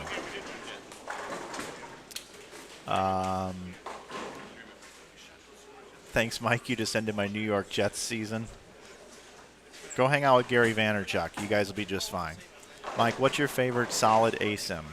You know, Shane, that's not a great question for me, honestly, because I don't keep up with the equipment these days. I don't bowl actively much. And I'm not the right guy to ask. Unfortunately, I don't really have a good ball recommendation at this point in time. Where is Frankie? Francois Lavoie is bowling on lanes 33 and 34 currently.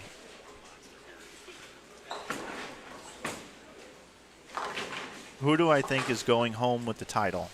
Earlier today, I mentioned that I thought Nate Stubler and Cameron Crowe would win the tournament. Is this the Baker rounds? No, it's the Cashers round. Baker round comes up at 11:30 today, Central Time. About an hour and 15 minutes. Yeah, I'm sorry I don't have an answer on that bowling ball thing.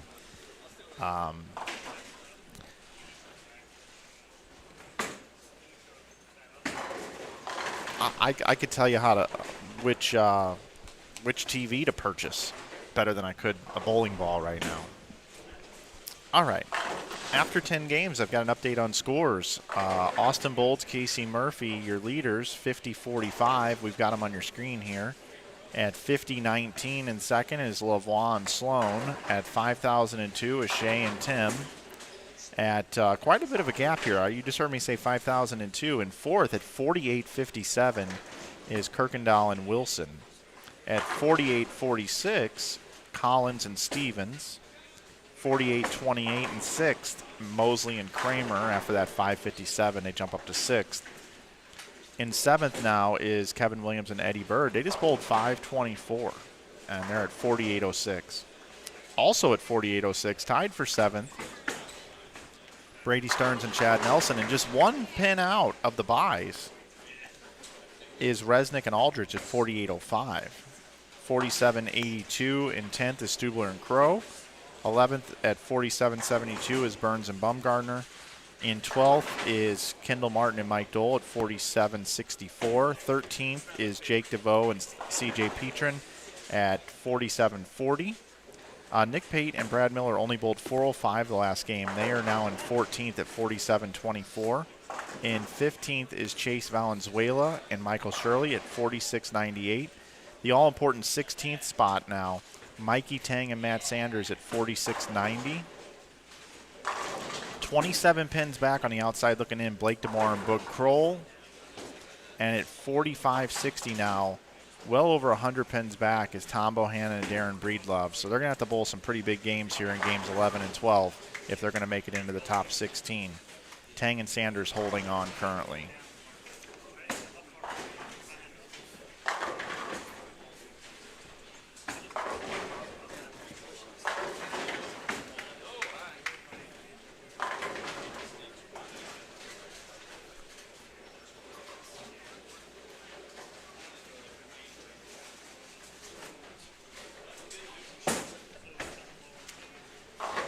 if you didn't hear yesterday, the team of Bolds and Murphy is kind of an interesting deal. Normally Kevin Williams bowls with Casey Murphy in doubles events. And Chris Vi was going to come bowl this tournament. And so Chris Vi said, hey, we bowling together to Kevin. Because Kevin promoted the event. And he's like, oh, man. So he called Casey and said, hey, man, I got a chance to bowl with Vi. Casey said, go ahead, you bowl with the U.S. Open champ, all good. So then Vi ended up getting invited to throw out the first pitch at the White Sox game this weekend. So he had to cancel. Well, by then, Casey Murphy had a partner. And so Kevin was like, okay. So Kevin got Justin Knowles to bowl with him. And then Casey's partner backed out. And then Justin Knowles couldn't make it, but Casey then asked Austin Bolds to bowl. Austin Bolds committed, and then Kevin, after Justin Knowles couldn't bowl, said, hey, Casey, you want to bowl? He's like, I already told Austin I'd bowl. So now they're bowling, and then Kevin wasn't going to bowl at all, and then Eddie Burr was looking for a partner, so therefore Kevin and Eddie bowl together. So this team that's leading the event, Austin Bolds and Casey Murphy, wasn't even supposed to happen. Like, they were like... They weren't supposed to bowl together. It just wasn't in the cards for them, but it worked out perfectly that they are, and now they're leading the event. Kind of weird how all that works out. And nobody's feelings were hurt throughout the entire process. That's the best part. And I hope Chris Vi had a great time throwing out the first pitch at the White Sox game. By the way, when it comes to baseball, Tim Barrett just picked the baby split plus the 4-pin, by the way, on 34. You could see that on the left side of your screen with that orange ball. But speaking of the White Sox, I really, really like what they have happening. And I know you're like, oh, yeah, well, that's easy to say, Mike. Well, I like what they've been building there. And watch Lewis Robert. That guy, every night he's 4 for 5, 3 for 5. 2 for 5. Since he's come back from the DL, I mean, he's batting like 340, and they're moving him all over the lineup. He bats leadoff, he bats second, he bats sixth, and he just keeps producing. It's going to be a fun team to watch. They were fun to watch if you watched the Field of Dreams game. What a game that was. Tim Anderson going up in the bottom of the ninth against the Yankees, hits that bomb, walks off. What a great game. You know, there's two games in the last 30 days that have been phenomenal to watch. The opening football game the other night in the NFL, that was a great game. And the Field of Dreams game up in Iowa. Speaking of Iowa, I'll be there next weekend in Waterloo, streaming the Ebonite Fall Classic. Still some openings, I believe, in that event. Go to giba-bowling.com. The brand new Maple Lanes, after burning down, horrible story that happened there. Had some people break into the center and then light it on fire. They have found the people that have done it. They have since been arrested and are in jail. Thank goodness. But the brand new, beautiful Maple Lanes, rebuilt from scratch. Looking forward to going up there next weekend. We have 3 squads on Saturday. Of course, the Cashers round again on Sunday. And then our bracket match play format into our step ladder. It's always a great time up in Waterloo, Iowa. Again, that's giba-bowling.com if you want to find out more information about that event. And hopefully you join us next week right here on Inside Bowling.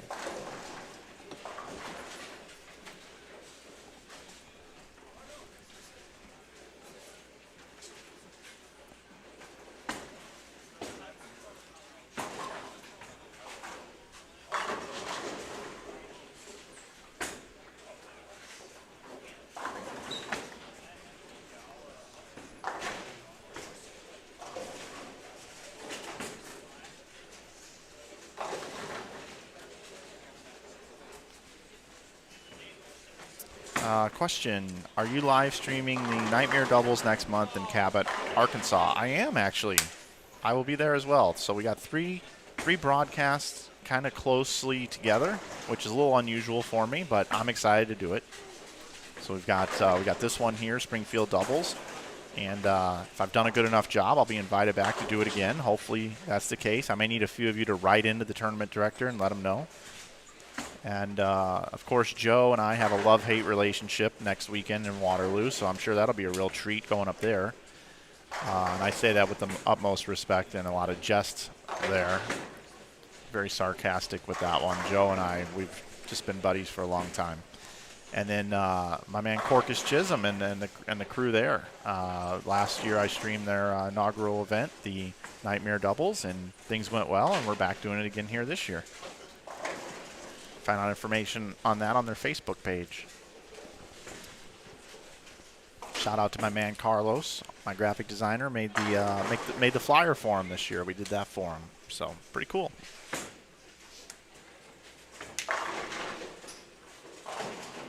My memory, I can't even remember last year. I don't know if it was on a pattern or a house shot. I can't even remember. I do remember Daniel Farish and Steve Novak bowling really well in the event, but I couldn't even tell you who won. I can't remember. I'm really losing it. I'll tell you who's not losing it, though, are these bowlers. You got 247 up on the board.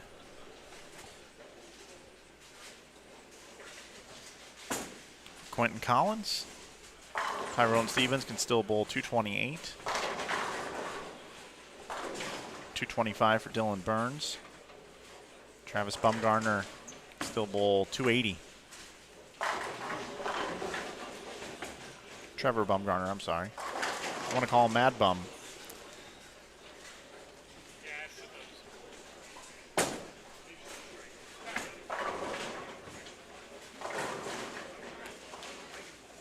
Donnie Wilson, front six. Kirkendall can still bowl 270. Well, not front six anymore.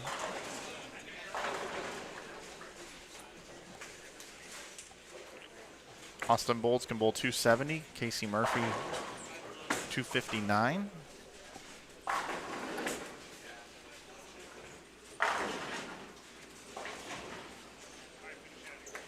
I'm going to go check in on 27 through 30 now.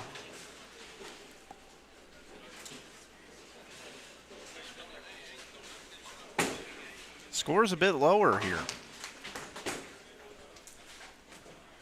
Nick Pate 225. If he strikes here. A pair of 204s up on lane 28. 452 on 27.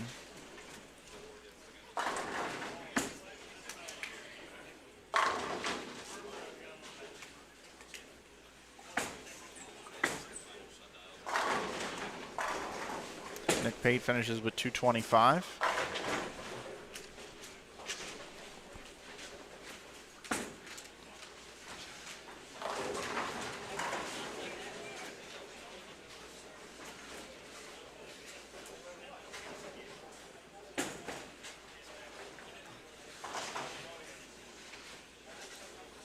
Daniel and Steve were the winners last year. Corcus, my man, in the chat helping me out with my memory. I should have just committed to it. I should have just said, you know what? Daniel Farish and Steve Novak won last year. Instead of, I know they bowled really well. And it is on a house shot. John wants to know, do I post anywhere the events and dates that you'll cover? You know what? I'm kind of like one of those restaurants that everybody just kind of word of mouth knows how good it is, and you don't have to advertise and say, "Oh, come get my food." We do put out posts occasionally saying, "Hey, we got this event coming up" or whatever, but I kind of like having this, word of mouth. Oh yeah, they're streaming this weekend. Oh yeah, Mike's streaming. I kind of like it being a little low key. But certainly opportunity for us to promote it a little bit more. It's tough to get in front of people on social media anymore unless you pay for the impressions. We'll post on Inside Bowling. We got about 20,000 followers, and just the average post will reach 6,000 or 7,000. There's 14,000 people that don't see it. You got to come up with creative ways to be able to reach more people, and we do that from time to time. But a tournament flyer has so much text on it that Facebook immediately downgrades it in people's feeds because they think it's, not something interesting. Instead, it's like some sort of advertisement. And they don't really, if you're going to have an advertisement, they want you to pay for the advertisement. So bowling flyers don't perform super well on Facebook.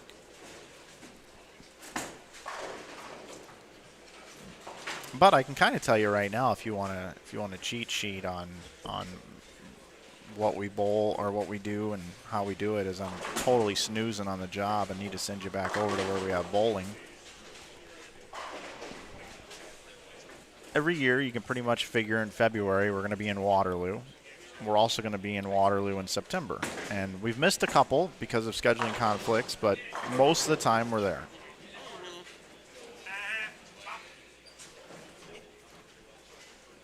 Every March, I'm at the Southland Bowling League, which is in the southern part of the United States, generally in the central region. So it's either Texas or Louisiana every year for that one. Every year in December, you'll know that we got the holiday doubles streaming for you, which I believe is December 11th and 12th this year. It's around that date range. In addition to that, we've added some new events. This one, last year we added the Nightmare Doubles. That's in October. The Nightmare Doubles is you can remember that one. It's called Nightmare Doubles because it's right around Halloween. It's on a house shot, so it's a little misconceiving that it's a nightmare. It's actually a pleasure. Should be called the Joyful Doubles instead of the Nightmare Doubles. But you get the point. It's in October.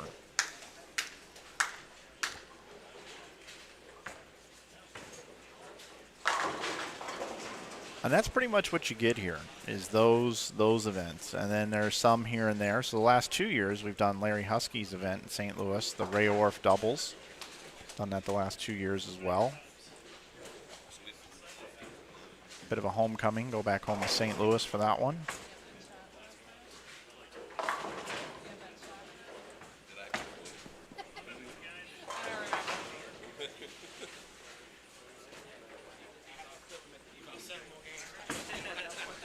So that's kind of our schedule around here.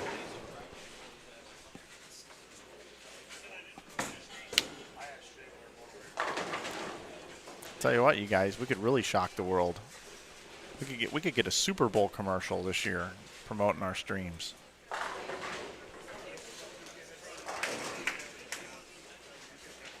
How amazing would that be if we could crowdfund a Super Bowl commercial? Could you imagine? It's fourth quarter. Matthew Stafford's getting ready to lead the Los Angeles Lambs, I want to call them, in the 2-minute drill against the Tennessee Titans in February of 2022.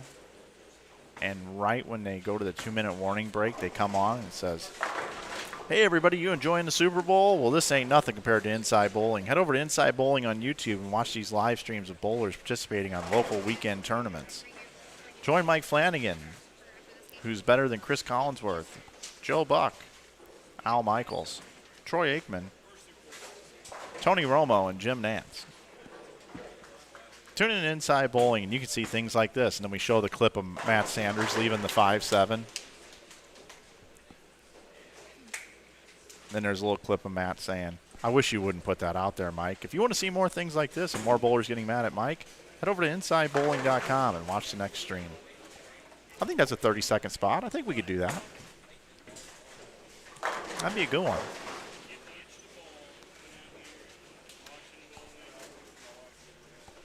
Find out about RG's differentials and surface adjustments.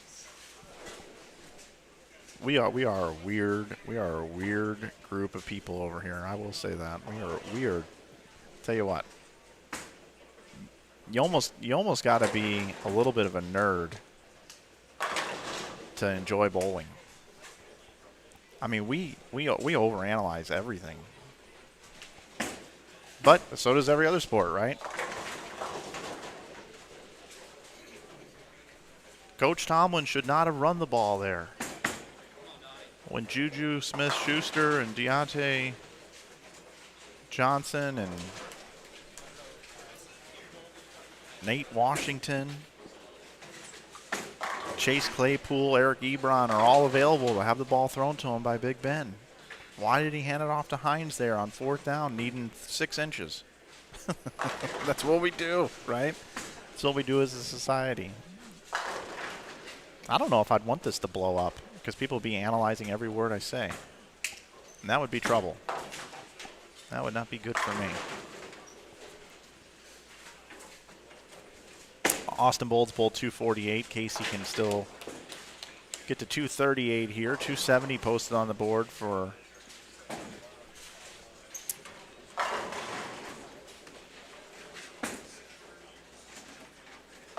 Donnie and for Brian, actually. Brian Kirkendall Bowl 270. Donnie's actually up right now for 244.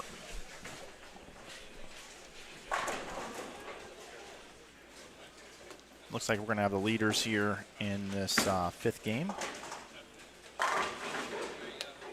We'll hang out here as they are already underway.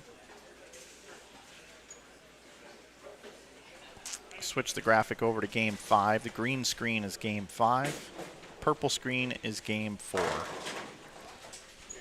34 after the hour here, 10 a.m. Central Time Zone. We're in Springfield, Missouri for the Springfield Doubles. We're at Enterprise Park Lanes, built in 1991. The Weimer family have owned and operated it ever since its existence. Don't forget to support the sponsors.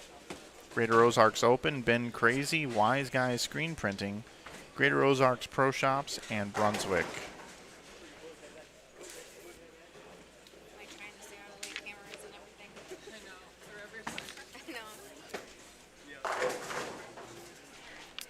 Here's Francois Lavoie. He'll be sliding into the left gutter.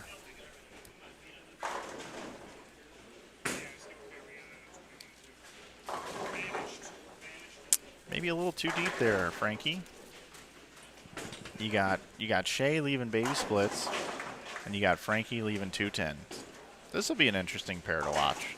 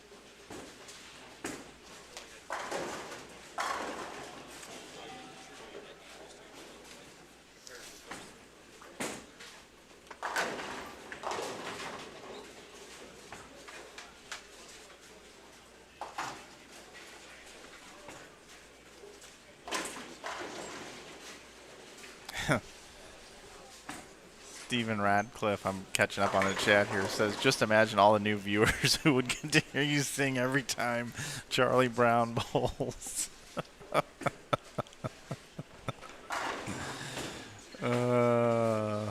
That's funny. Brendan, I'll see what I can do.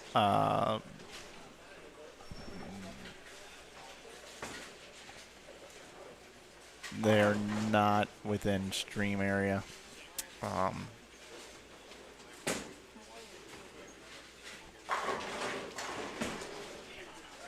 Hey, Mike, did Steve end up going to Vegas?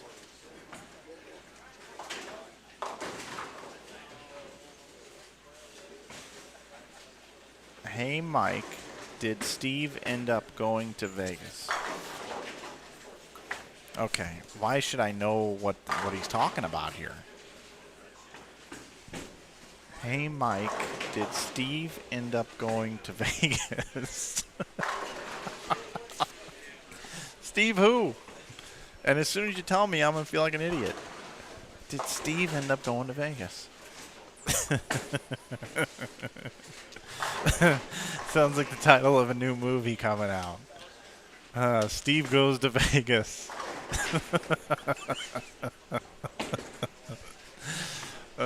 Steve Goes to Vegas. I could write a whole script for that. Steve Goes to Vegas. Well, I mean, that just sounds like a movie you want to go see.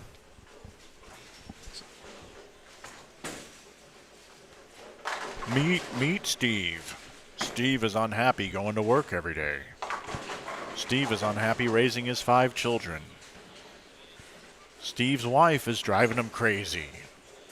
Coming out this fall, Steve Goes to Vegas. I'm in.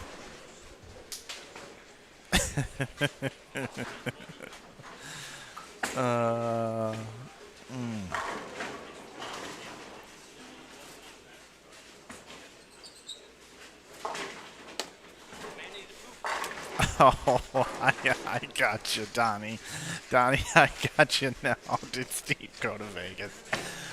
Steve Weimer is in the building here today. He did not go to Vegas.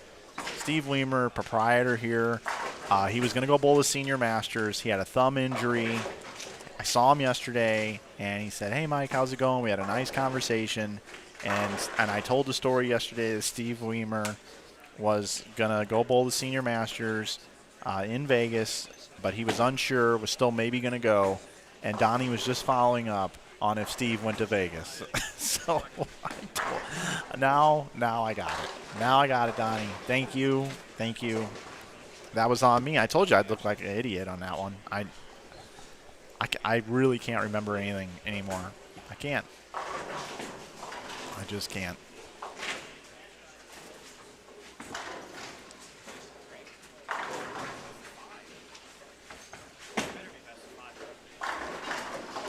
I will do that, Donnie, for sure.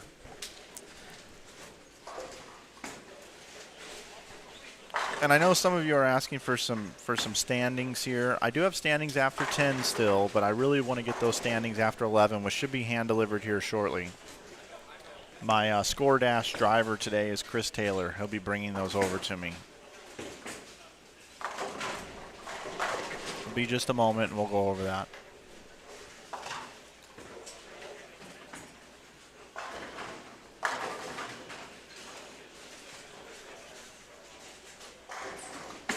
You know there's going to be a movie coming out in the next year or two called Steve Goes to Vegas. And we're all going to go see it together. We're all going. We're all going. Steve Goes to Vegas.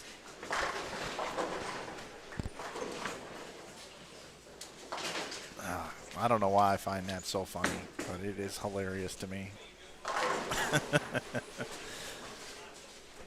And that's how movies come out now. This person is upset at this. This person doesn't want to do this. And this person doesn't want to do this either. And this person's really sick of this. This person's going to Vegas.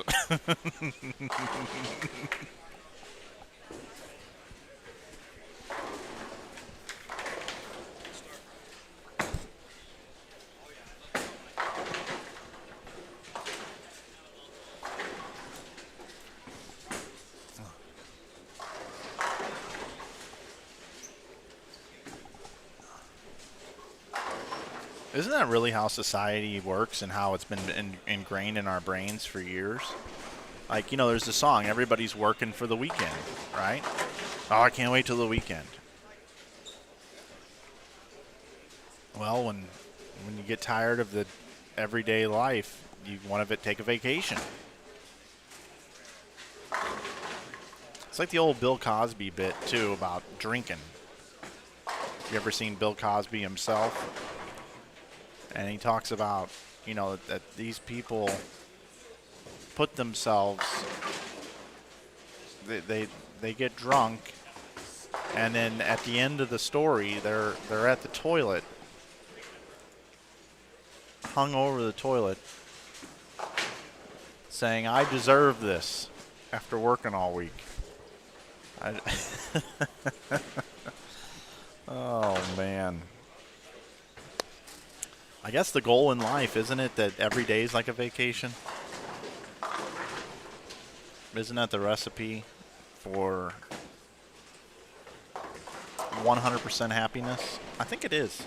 I think it is.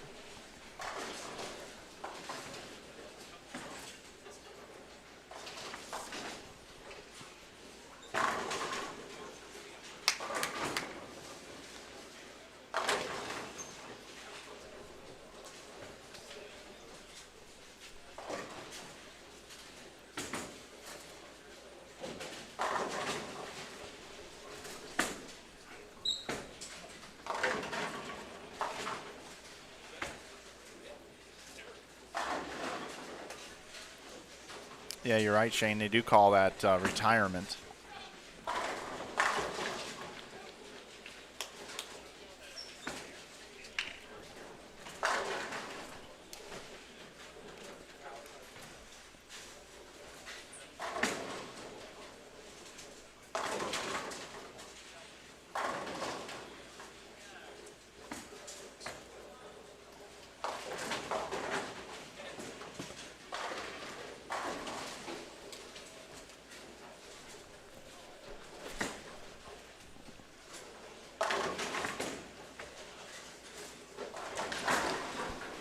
You know, you guys asked the question about, you know, who's in jeopardy of not making it into the top 16. And through 10 games, you know, it was Boog Kroll and Blake DeMore that were just on the outside looking in, 27 pins behind Mikey Tang and Matt Sanders.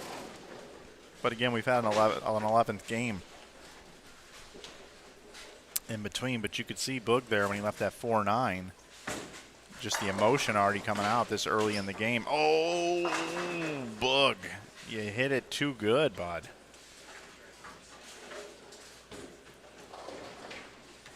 Slides the 4 in front of the 9. And that one shot right there, as tight as it is, could be the difference between making the cut and not making the cut. Yeah, Steve, have a seat. Have a seat.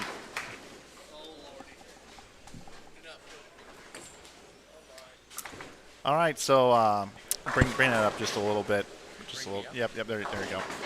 So, all right, everybody, we were just talking about this, and I'm gonna bring him on right now. I have the one and only Steve Weimer right here with me. Hello. Good morning. Good morning. We were just talking about you here. Oh, really? Yeah. Donnie Ackland asked in the chat, did Steve go to Vegas? No, Steve had cellulitis in his thumb and went from a 29 32 thumb to an inch and a 32 thumb. And I'm back down to 1 inch now, but probably a week from bowling. Yeah, so I didn't know what he was talking about in the chat. He just types in, did Steve go to Vegas? And I was totally... Steve did not go to Vegas. Steve did not go to Vegas, and I went off on this whole dissertation because I had no idea what he was talking about. Because I totally forgot that yesterday I talked about you going to Vegas and not going to Vegas and where you're going to go. But anyway, you're here now in the booth, so how are things going? Well, we're having fun out here this weekend. I'd rather not be here, to tell you the truth. Yeah. But it's fun. 1991 this place was built? Yes, sir. You guys have owned it ever since 91, right? Yeah, we were in business 20 years before that at Cherokee Lanes, which is now Bass Pro Shops Outlet Center in Springfield. And they wanted the space, and we wanted to move, so it worked out real good for both of us. And we built this 30 years ago. And still have the other center, Sunshine Lanes in Springfield. And we've been involved with 4 or 5 others over the years. Right now, those are the only 2 we're involved with. Why do you guys continue to promote bowling at the highest level in this center and competitive bowling as opposed to, just birthday parties and recreational bowling? Because we like to do it. My dad started bowling competitively when he was 14. And the idea that you would have this game and not have a competitive aspect to it just doesn't seem right at all. There you have it. I've got some scores here we can go over. Folks want to know about what's going on here. So through 11 games, I'm going to go from the bottom up. Bohannon and Breedlove are at 49.96, and they're in 18th outside of the cut. There's actually a tie for 16th between Kendall Martin and Mike Dole, and Jake DeVoe and CJ Petrin. So 51-48, there's a tie there. Just 12 pins ahead of them is Valenzuela and Shirley at 51.50. And then at 51.77, you have Demore and Kroll. So they've got themselves up inside the top 16. So they need a good game here, but they should probably be okay. Mikey Tang and Matt Sanders are at 51.81. At 51.82 is Kevin Williams and Eddie Bird. They're in 12th. 52.35, Brady Stearns, Chad Nelson. 52.48 is Dylan Burns and Trevor Bumgarner. So that's kind of where we're at in the bottom part of the standings here. We're getting those tweeted out on Inside Bowling Twitter as well as Instagram stories. Those will be up there in just a moment for you. We're starting to see a little bit of lane transition here, especially on 37 and 38, kind of the class of the field with Shea Bentbender, Tim Barron, Francois Lavoie, and Chris Sloan. They started out bowling incredibly well here today. 589 the first game and 566 and several games over 500, but this 37-38 is playing a little bit of tricks on him here. But as we come down the stretch here, we're talking things over with proprietor Steve Weimer. What's it like having all these pros come out to your center? It's got to make you feel good at the Greater and then like an event like this? Yeah, with the Greater Ozark, we see so many of the top bowlers out of the Midwest that come every year, so we're used to having those people in. We run a few other events through the year with other scratch organizations, so we're used to seeing guys throw strikes. But this is a little easier condition, so probably quite a few more strikes. As compared to 2 weeks ago, we went up and bowled the Peterson in Milwaukee and had 8 games of that, and then our Midwest PBA 50 regional behind that. So you had 24 games on the Peterson condition.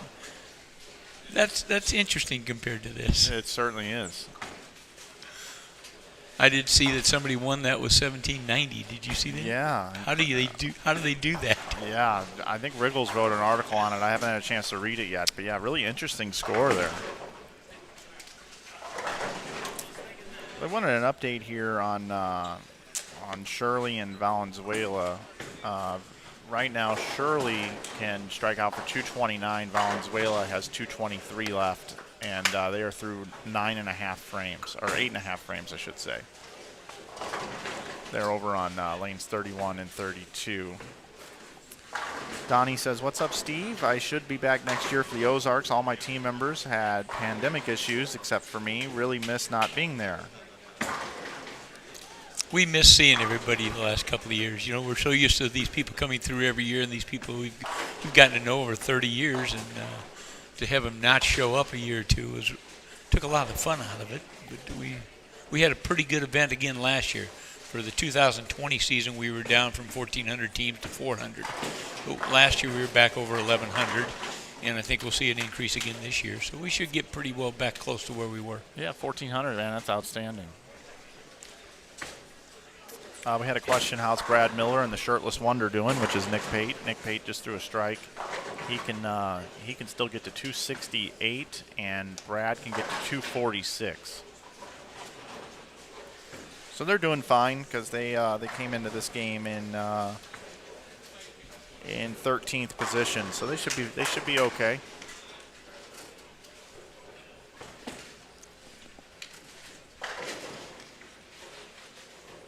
But Shirley and Valenzuela are... Valenzuela just missed a 10 pin. Yeah, in a 10th frame for 201. 400 isn't going to move you much in this match right now, No, is it? it's not.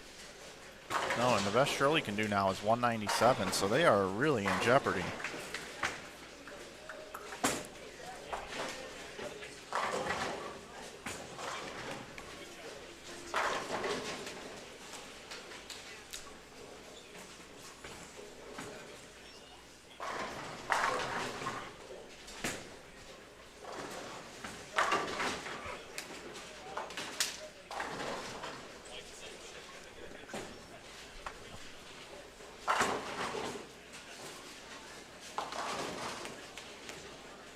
Yeah, Matt Staninger was the one that shot 1792 at the Peterson. How about that? Just unreal. We had Jeff Johnson shot 1647, I think, for the 8 games of finals in the PBA 50. So he bowled, I thought, incredibly well, and that's 150 pins off the pace.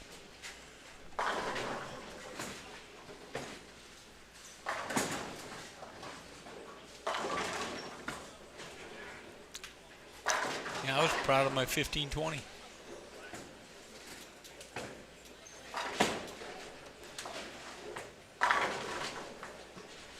1520 is a good score, man. 1500 used to be the number where you get the auto cash, wasn't it? Well, they never did an auto cash, but it was always shooting for the top 100 spot. Yeah, top 100. Yeah. Now the entries are down a lot, so I think that maybe is more like the top 50 now. Okay. I think I was just outside of that. I think I was 74th or something. So.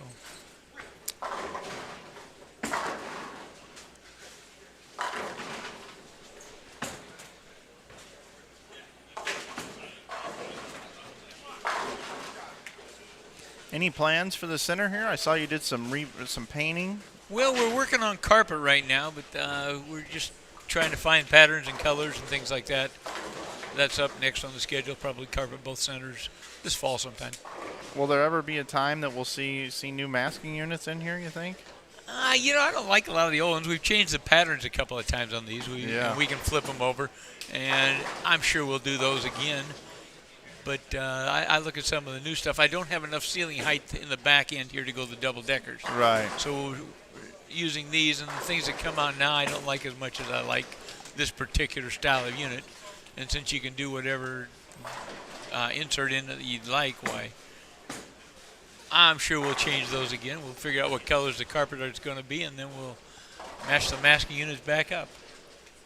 Now, what are you doing with all the pictures you had on the walls here? Well, we've been giving them out. Anybody that wants theirs, we still have them all stacked upstairs. Okay. We've had a few that, for some reason, disappeared over the years. We've had people come in to try to find their pictures, and we had a few guys that just stole things off the wall. So wow. I don't know where those went. But that was fun to do for a long time. We got where the number of 300s outpaced our space to put them up, so we gave that up. But so anybody that wants them, we still have them upstairs. Bud Kroll with a nice 210 conversion there.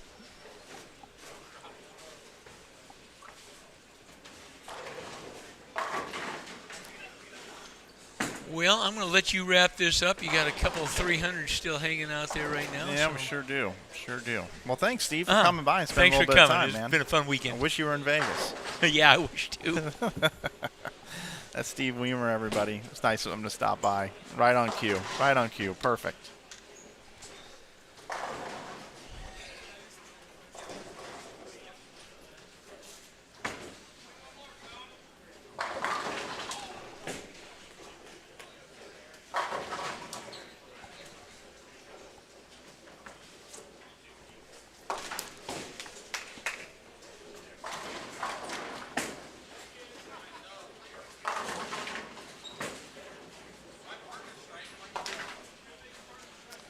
Going to move over to 27 through 30.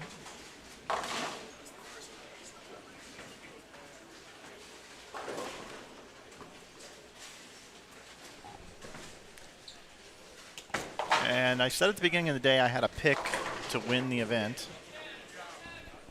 And it looks like they're heating up here at the end of the block, which is a good sign for these two young men. We got Nate Stubler. Can finish out with 279. Had the front nine.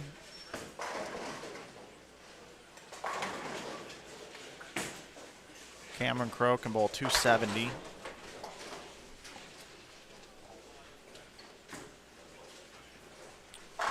Tom Bohannon, by the way, bowled 213. Darren Breedlove can bowl 258. Again, they were 152 outside of 16th.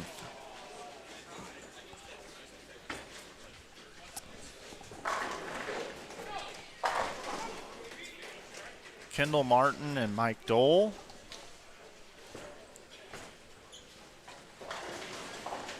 .169 for Kendall, and Dole can still bowl 266, which they were tied at the number with DeVoe and Petrin.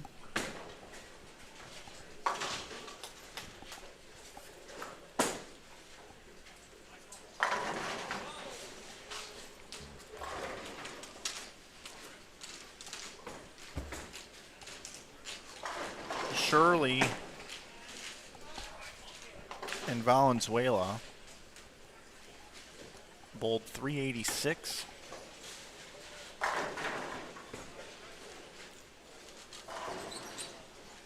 So Mike Dole is going to bowl 256.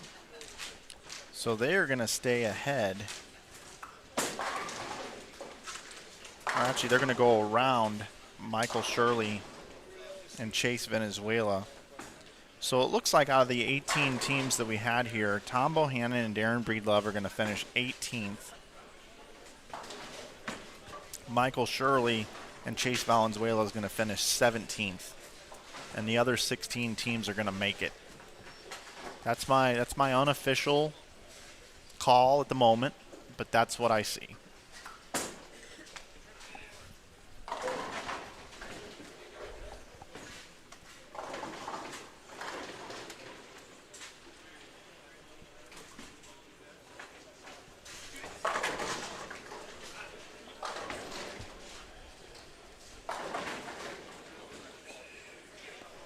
Mike Dole finishes out with 256.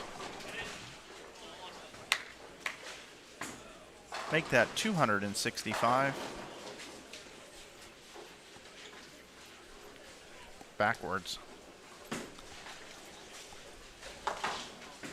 And of course, when we come back, I'll make sure that I come back enough in practice to explain to everybody who made what, who's getting buys, all that stuff when we come back here in about a half hour.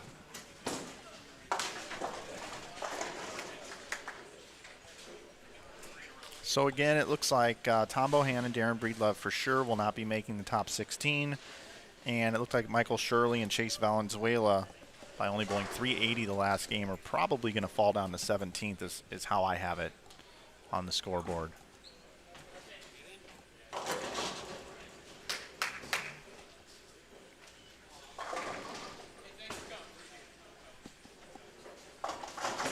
We will hang out here through the remainder of this last game. Glad you're with us here. Appreciate you watching this morning here on Inside Bowling. Hopefully you've enjoyed the stream.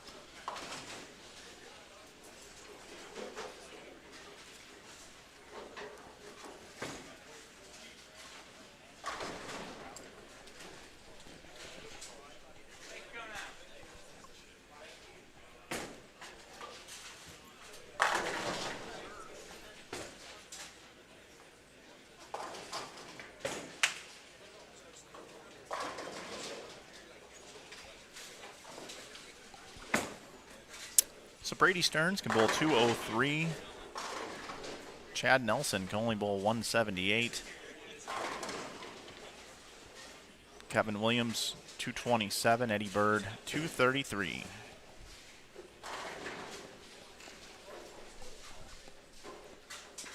Hey, thanks.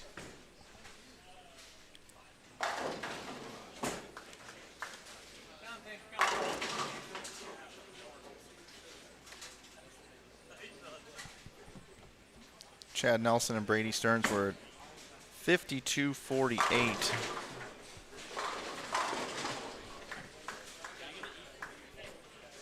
So they had 100 pins to work with to stay in the top 16. So they'll be okay, but this is not how they wanted to finish by any means.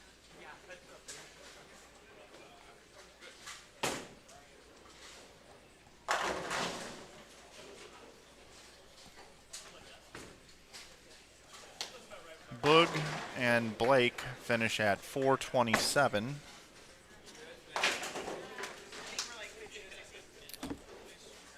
Which will be enough. They'll be okay. Kevin Williams doubles into 10th.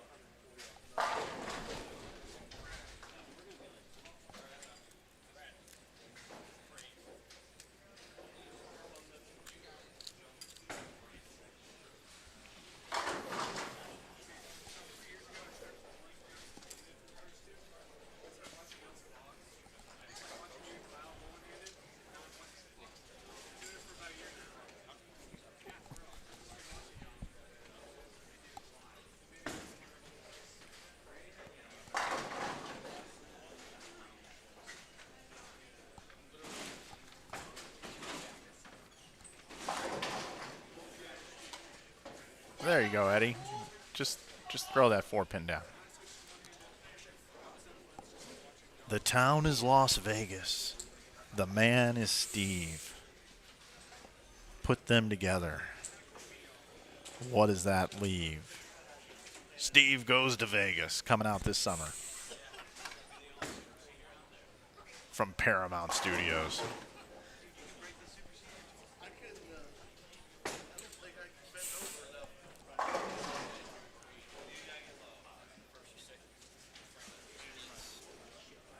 Winding down, wrapping things up. Again, we want to thank Greater Ozarks Open, Ben Crazy, Wise Guys Screen Printing, Greater Ozarks Pro Shop, and the brands of Brunswick for the sponsorship of this event. I want to thank the staff here at Enterprise Park Lane, Steve Weimer, Chris Taylor is general manager. First class operation here. And as we wrap things up here in the final ball and final game of the Cashers round, I want to thank you for watching today's coverage of the Springfield Doubles 2021 event here on Inside Bowling. My name is Mike Flanagan. I appreciate you joining us. We will tweet out those final scores, and we'll also get it out on Facebook as well. Again, I believe unofficially, the two teams not making it, Chase Venezuela, Michael Shirley, Tom Bohannon, Darren Breedlove. Congratulations to them for making it into the top fourth of the field, bowling the Cashers round today, going home with some money in their pocket. But we've got $10,000 to award here this afternoon, and we'll do that on the next stream coming up. It's going to be our Bracket Baker Finals coming up here on Inside Bowling. Should be about 30 minutes. We'll get it started for you. Thanks again for watching today, everybody. Really appreciate all the interactions in the chat, and we will see you a little bit later here today.